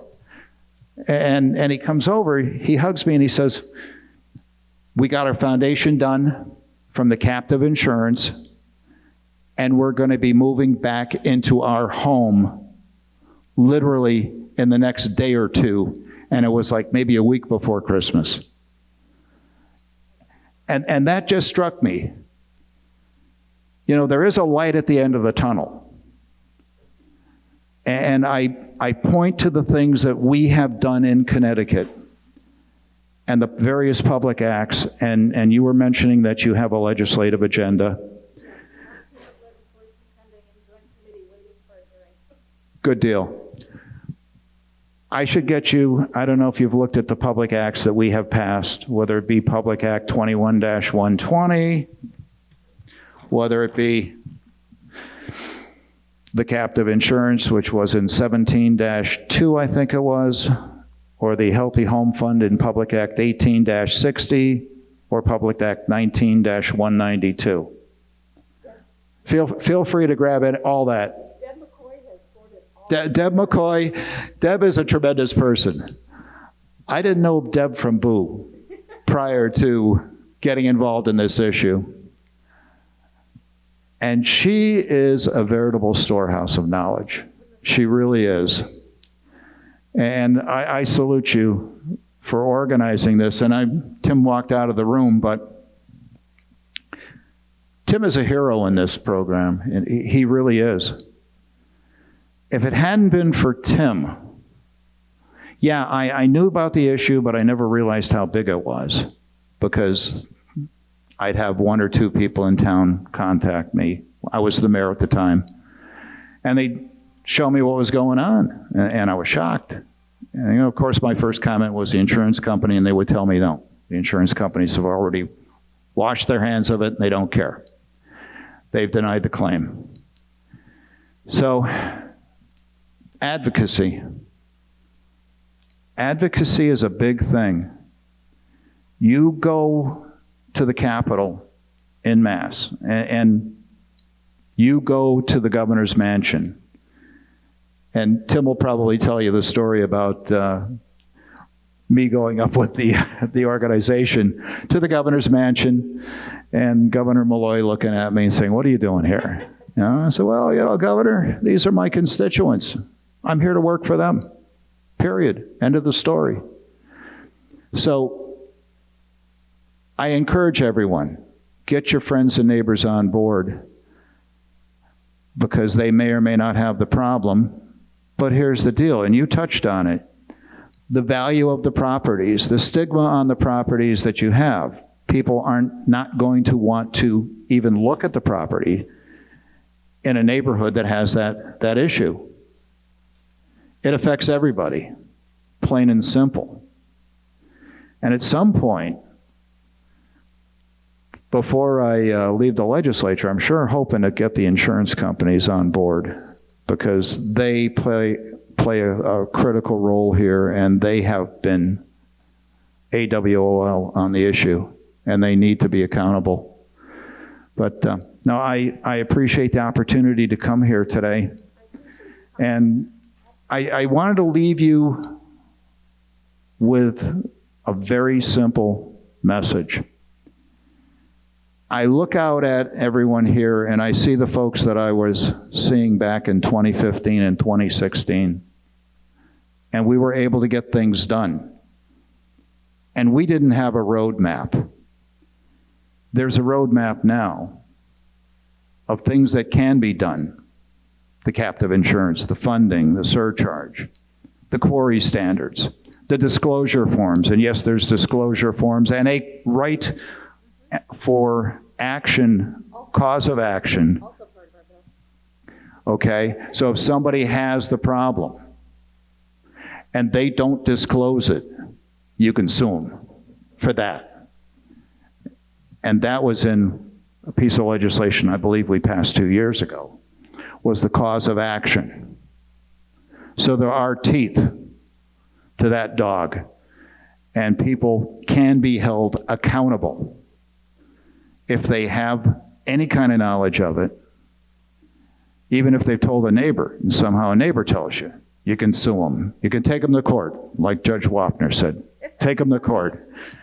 So again, I thank you for the opportunity. I'm not going to get into the activism part. I'll leave that for you, Tim, other than the fact I told everybody about the bus ride to the governor's mansion. And I think I was the only elected official who had the guts to go with you guys, but it was important. And we were able to get things done. And there is a light at the end of the tunnel, and it's not a train coming the other way. There you go. There you go. Thank you so much. Thank you. Okay, we are still waiting for one more legislator, and I just want to make sure that there's no one else in the room, because I can't see behind the masks who we have in the room. Is there any other Massachusetts legislator here? Okay.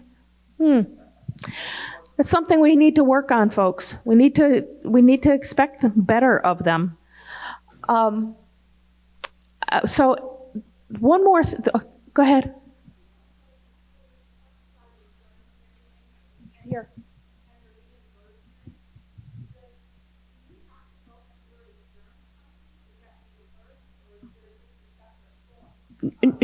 The reimbursement that we have right now in Massachusetts for core testing and for the engineer inspection is through the state directly. It is not through insurance at all.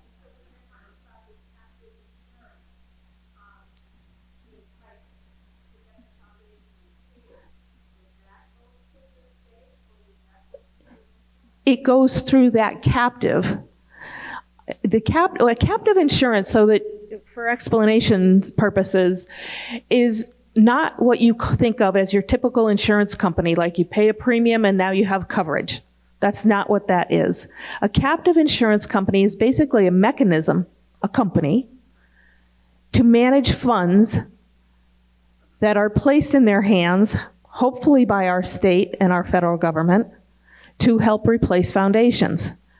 It is set up for a specific purpose, okay? And they manage the funds and the program, because you certainly want somebody who's making sure that these contractors are qualified and so on.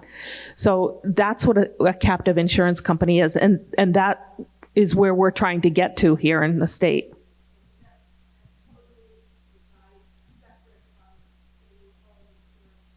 Right, totally separate. One has nothing to do with the other. Yeah. I understand that the congressman is in the building. I think I saw him walk by. But I don't know. Yeah. Shall we? Yeah, well, we can do that next, and then then Tim can talk to us. I'm pretty sure I saw him walk by. I've recognized this man. I've been on a couple of meetings with him. His name is Congressman Joe Courtney. And he has been very instrumental at the federal level of getting the insurance casualty loss through, so that expenses that you have for this kind of program or problem, this process replacing your foundation that aren't covered by a captive, you can claim on your taxes. Way beyond me on the technicalities of it all. So I'm going to let him tell you more about it. And I welcome to the room Congressman Joe Courtney.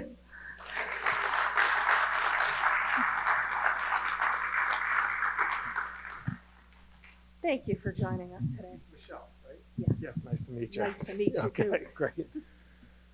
So, hello everyone. I looked at the agenda and I'm sure this has been a long morning and people we've been doing this for years, as Tim and Tom can verify, and it is exhausting, because there's a lot to sort of absorb, and obviously the emotions run sky high in terms of dealing with a problem as just sort of completely, unexpected and difficult.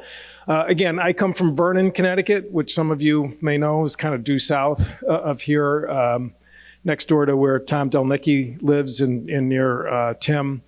If you look at the sort of hotspot graph that the Connecticut SIFSIC put together in terms of sort of density of the problems. Vernon is right up there at the top of the list. South Windsor, and it's sort of neck and neck, unfortunately, not a really great sort of distinction to have.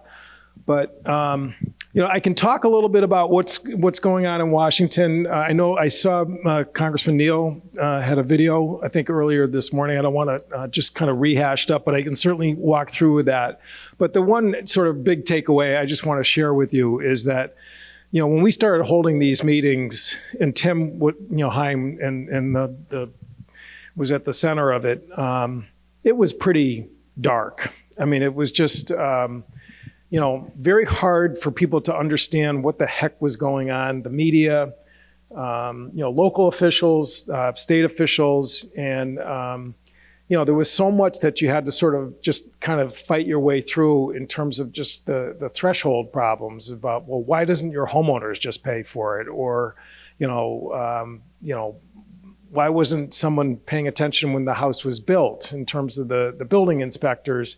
And, those are all legitimate, valid questions. But the problem is that, given the insurance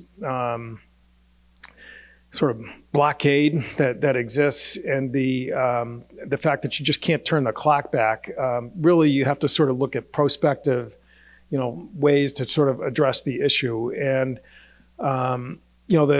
the Crumbling Foundation's groups, I mean, they're not some group that went out and hired high-priced lobbyists or formed super PACs. I mean, it was really, honest to God, old-fashioned grassroots advocacy that created the external pressure on Hartford and to some degree in Washington that really started to get this problem sort of engaged in sort of real public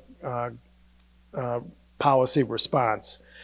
And frankly, it requires persistence. It's not a one-off, one event kind of type of situation. You just got to keep doing it. COVID made it harder because having these types of gatherings is just tougher, with COVID. But nonetheless, I mean, I think even during COVID, people have been able to sort of keep the flame hot in terms of just using virtual ways of communicating. So in terms of, the federal response, and, I would just say that, tip my hat to Tom Delnicki and the state legislature, which, this began under Governor Malloy and now under Governor Lamont. They've actually got real money on the table in terms of dealing with this issue. In my neighborhood, I've got probably a half dozen houses that have had their foundations replaced because of SIFSIC. And that obviously has been the biggest game changer, no doubt about it, in Connecticut. At the federal level, again, we have had hopefully some signs of progress in terms of budget, but in terms of tax policy, that I would say has been the most fruitful sort of progress that we've been able to accomplish. And Richie might have talked about this, but again, we did get back in 2017. The federal government actually in 2016, HUD issued a letter saying that, which is not tax policy, but HUD issued a letter that said that state block grants that are received from HUD, which happens on an annual basis, the Community Development Block Grant Program. And again, a block grant is a chunk of money that states get, and they basically have discretion within some guidelines in terms of how to spend that money. Those funds can be used to address crumbling foundations. I mean, if any of you ever want to see the letter, I got it, okay, from HUD. And this is, again, back in 2016.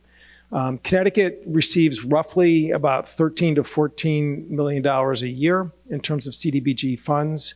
It's been creeping up, actually. That program has been around since Richard Nixon.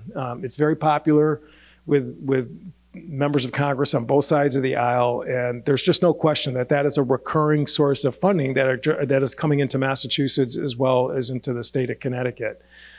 So that's sort of the good news on CDBG. The bad news in Connecticut is that we have a Department of Housing, which has been incredibly stingy in terms of allocating that money pursuant to HUD's clear green light signal.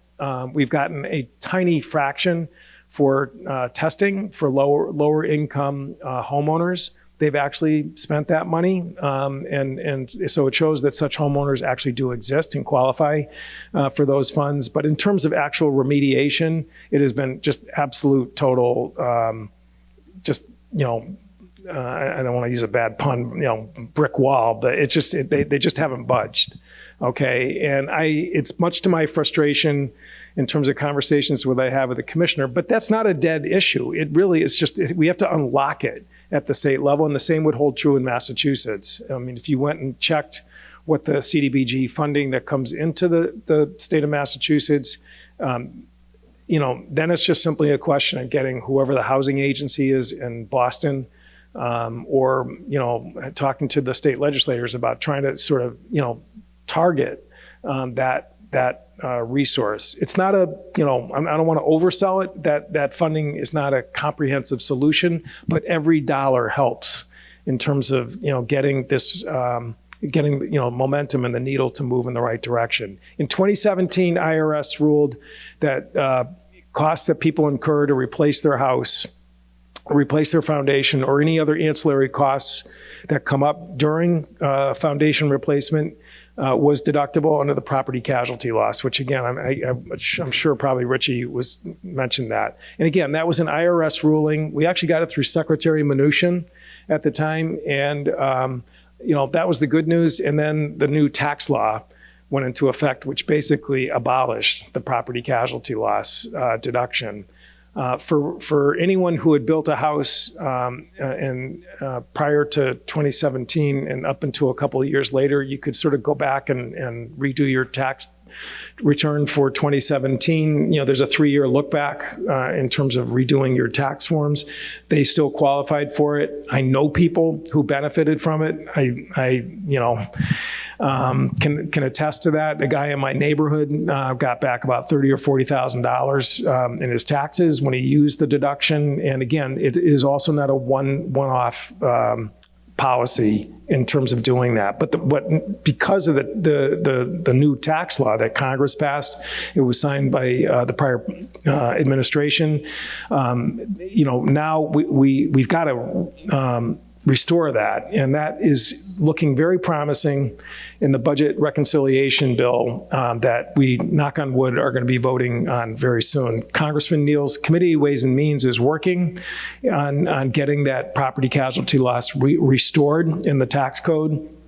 And then that would open the opportunity up for people to use that source, and it's real money that provides for.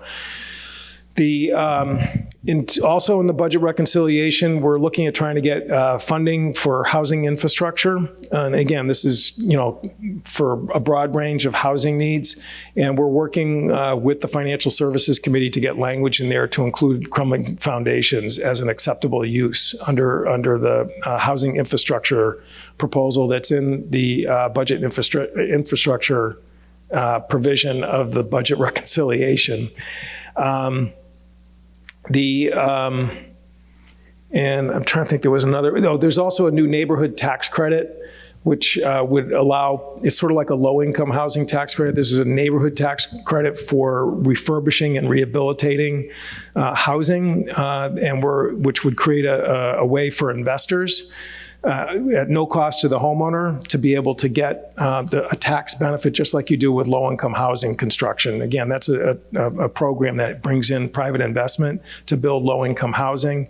The neighborhood tax credit would bring in investors to help with refurbishing and rebuild and fixing homes. And we've met with Governor Lamont's staff. We've been talking to different sort of insurance companies that might sort of take up that incentive to help finally put some real money on the table to try and help fix people's homes. One other provision which we've been able to get in the budget the last couple of years is an allocation through the National Institute of Science and Technology for research in terms of pyrrhotite. The University of Connecticut School of Engineering has qualified for the first funds. They've gotten about $2 million, and they've got a group that's now working to try and, we need to better understand the physics and the chemistry of this problem. And what the real focus, and there's going to be another, I think, appropriation this year for NIST, is really trying to get a real solid way to evaluate risk. Okay, so I know this from some homes, and I think Tim would probably back me up on this, is that there are some homes which are, the risk is, 1,000%. It's shot. The home's, just cooked in terms of just the amount of pyrite as well as the exposure to moisture. There are other homes that don't have as much presence of pyrite and don't have as much exposure to moisture, yet when you do a test core sample, because there's presence of pyrite, it's like the scarlet letter gets put on that property. So coming up with a better way to evaluate risk in terms of just determining what is the precise level of pyrite presence, and also what is the precise other external factors in terms of setting off this time bomb, is a way of trying to determine that there are some homes that frankly are not as critical as others. And that then opens the door to other research that is coming through this grant process about other ways to remediate the problem other than lift, clean, and replace, which is, definitely what's being done right now in most homes in Connecticut, but it's the most expensive option. And we really need to try to see whether there's other technologies.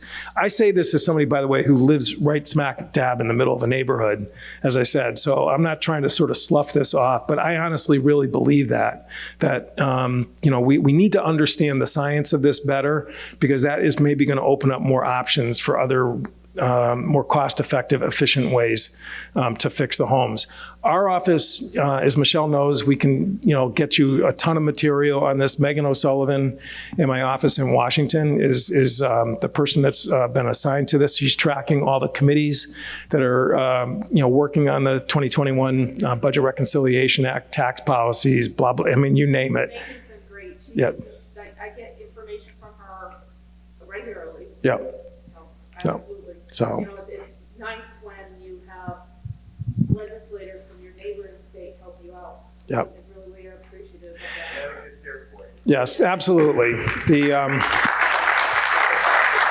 Unfortunately, this problem, boundaries are meaningless. It's like COVID. COVID doesn't care about state rule boundaries. And that's why we've really got to work together. And again, I just cannot say enough good things about the Crumbling Foundations Coalition in Connecticut. They transformed this issue. And they did it sometimes by being a little edgy, but sometimes you got to be a little edgy, but not disrespectful. And that's where I again, am so, complimentary of the great work that they've done. But it does show that external pressure, grassroots organizing, you can see real results. This thing is going to be around for a while. We got a lot more work to do.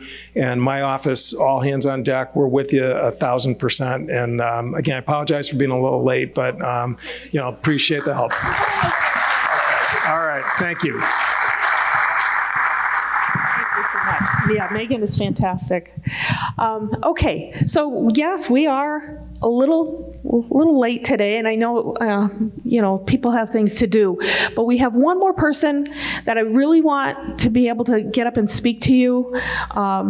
He's my inspiration when I get down and I've had enough and I don't know what to do. It's like he just knows, and he calls me, and he's my cheerleader, and he gets me all wound up again. So I'm going to introduce him next, but afterward, we have two other homeowners that we had scheduled to speak, but because we're running so late, we're just going to have them come up here, and if you want to hear their story, you can come on up a little bit closer, and they'll tell you about what they've done, because they have just replaced their foundations last year, and one couple from Holden that's here just moved back into their home. So they're very interesting to talk to them. But in the meantime, I'd like to call up to the mic Tim Heim. He's the founder of the Connecticut Coalition Against Crumbling Basements and a powerhouse. Thank you, everyone. Round of applause for Michelle for all her hard work.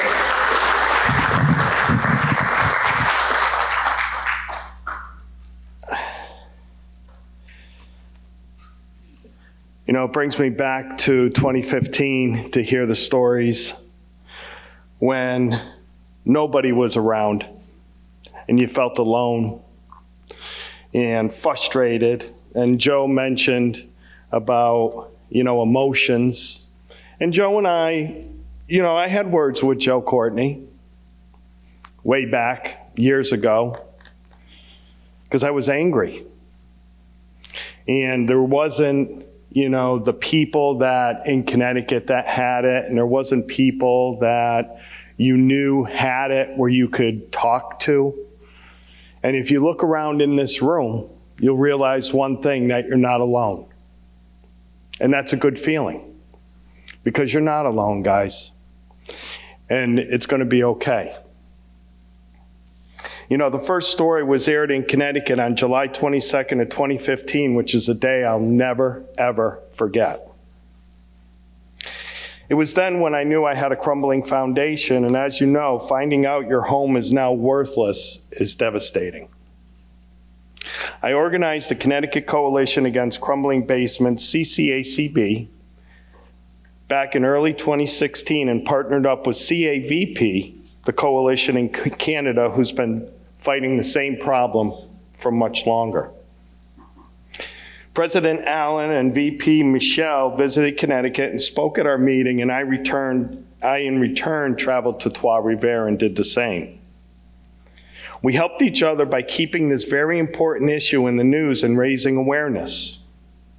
Unfortunately, Canada has had 10 suicides because of this issue, and Connecticut had one attempted.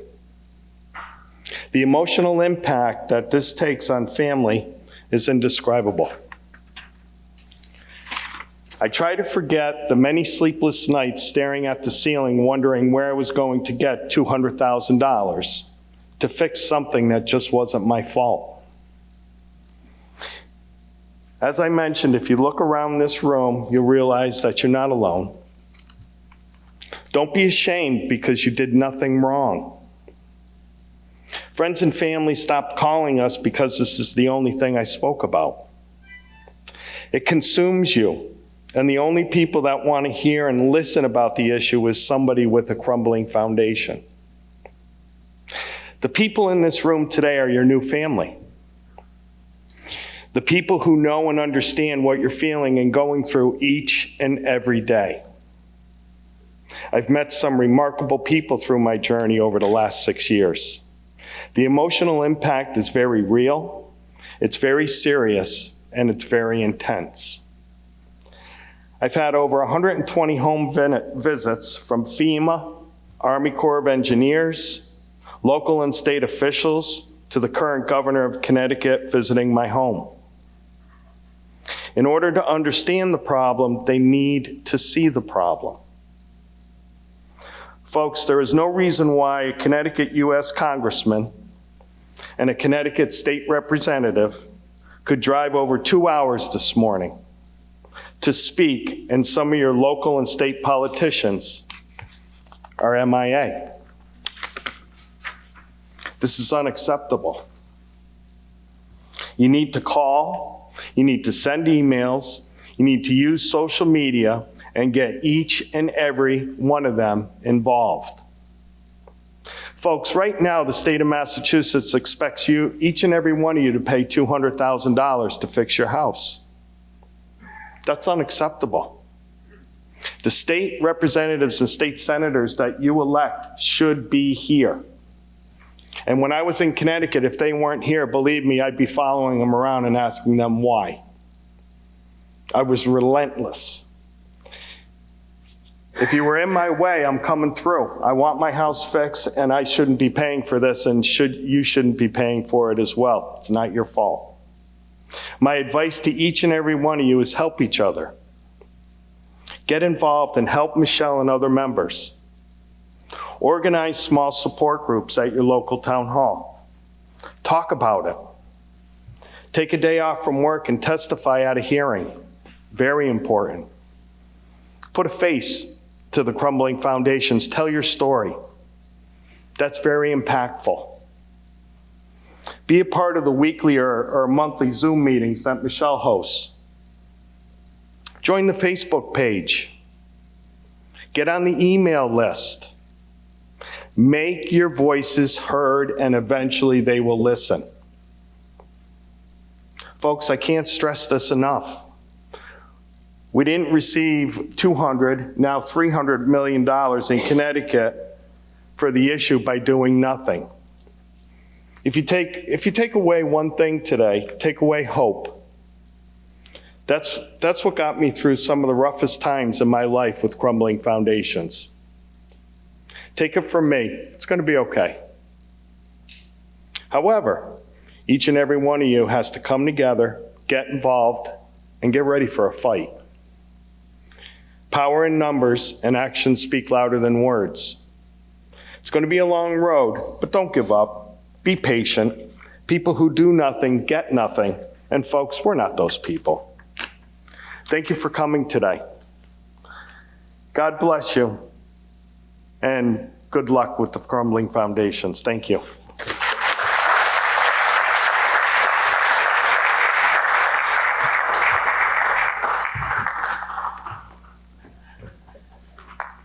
Good job. Thank you. Okay, I'm going to just close with just a couple of remarks.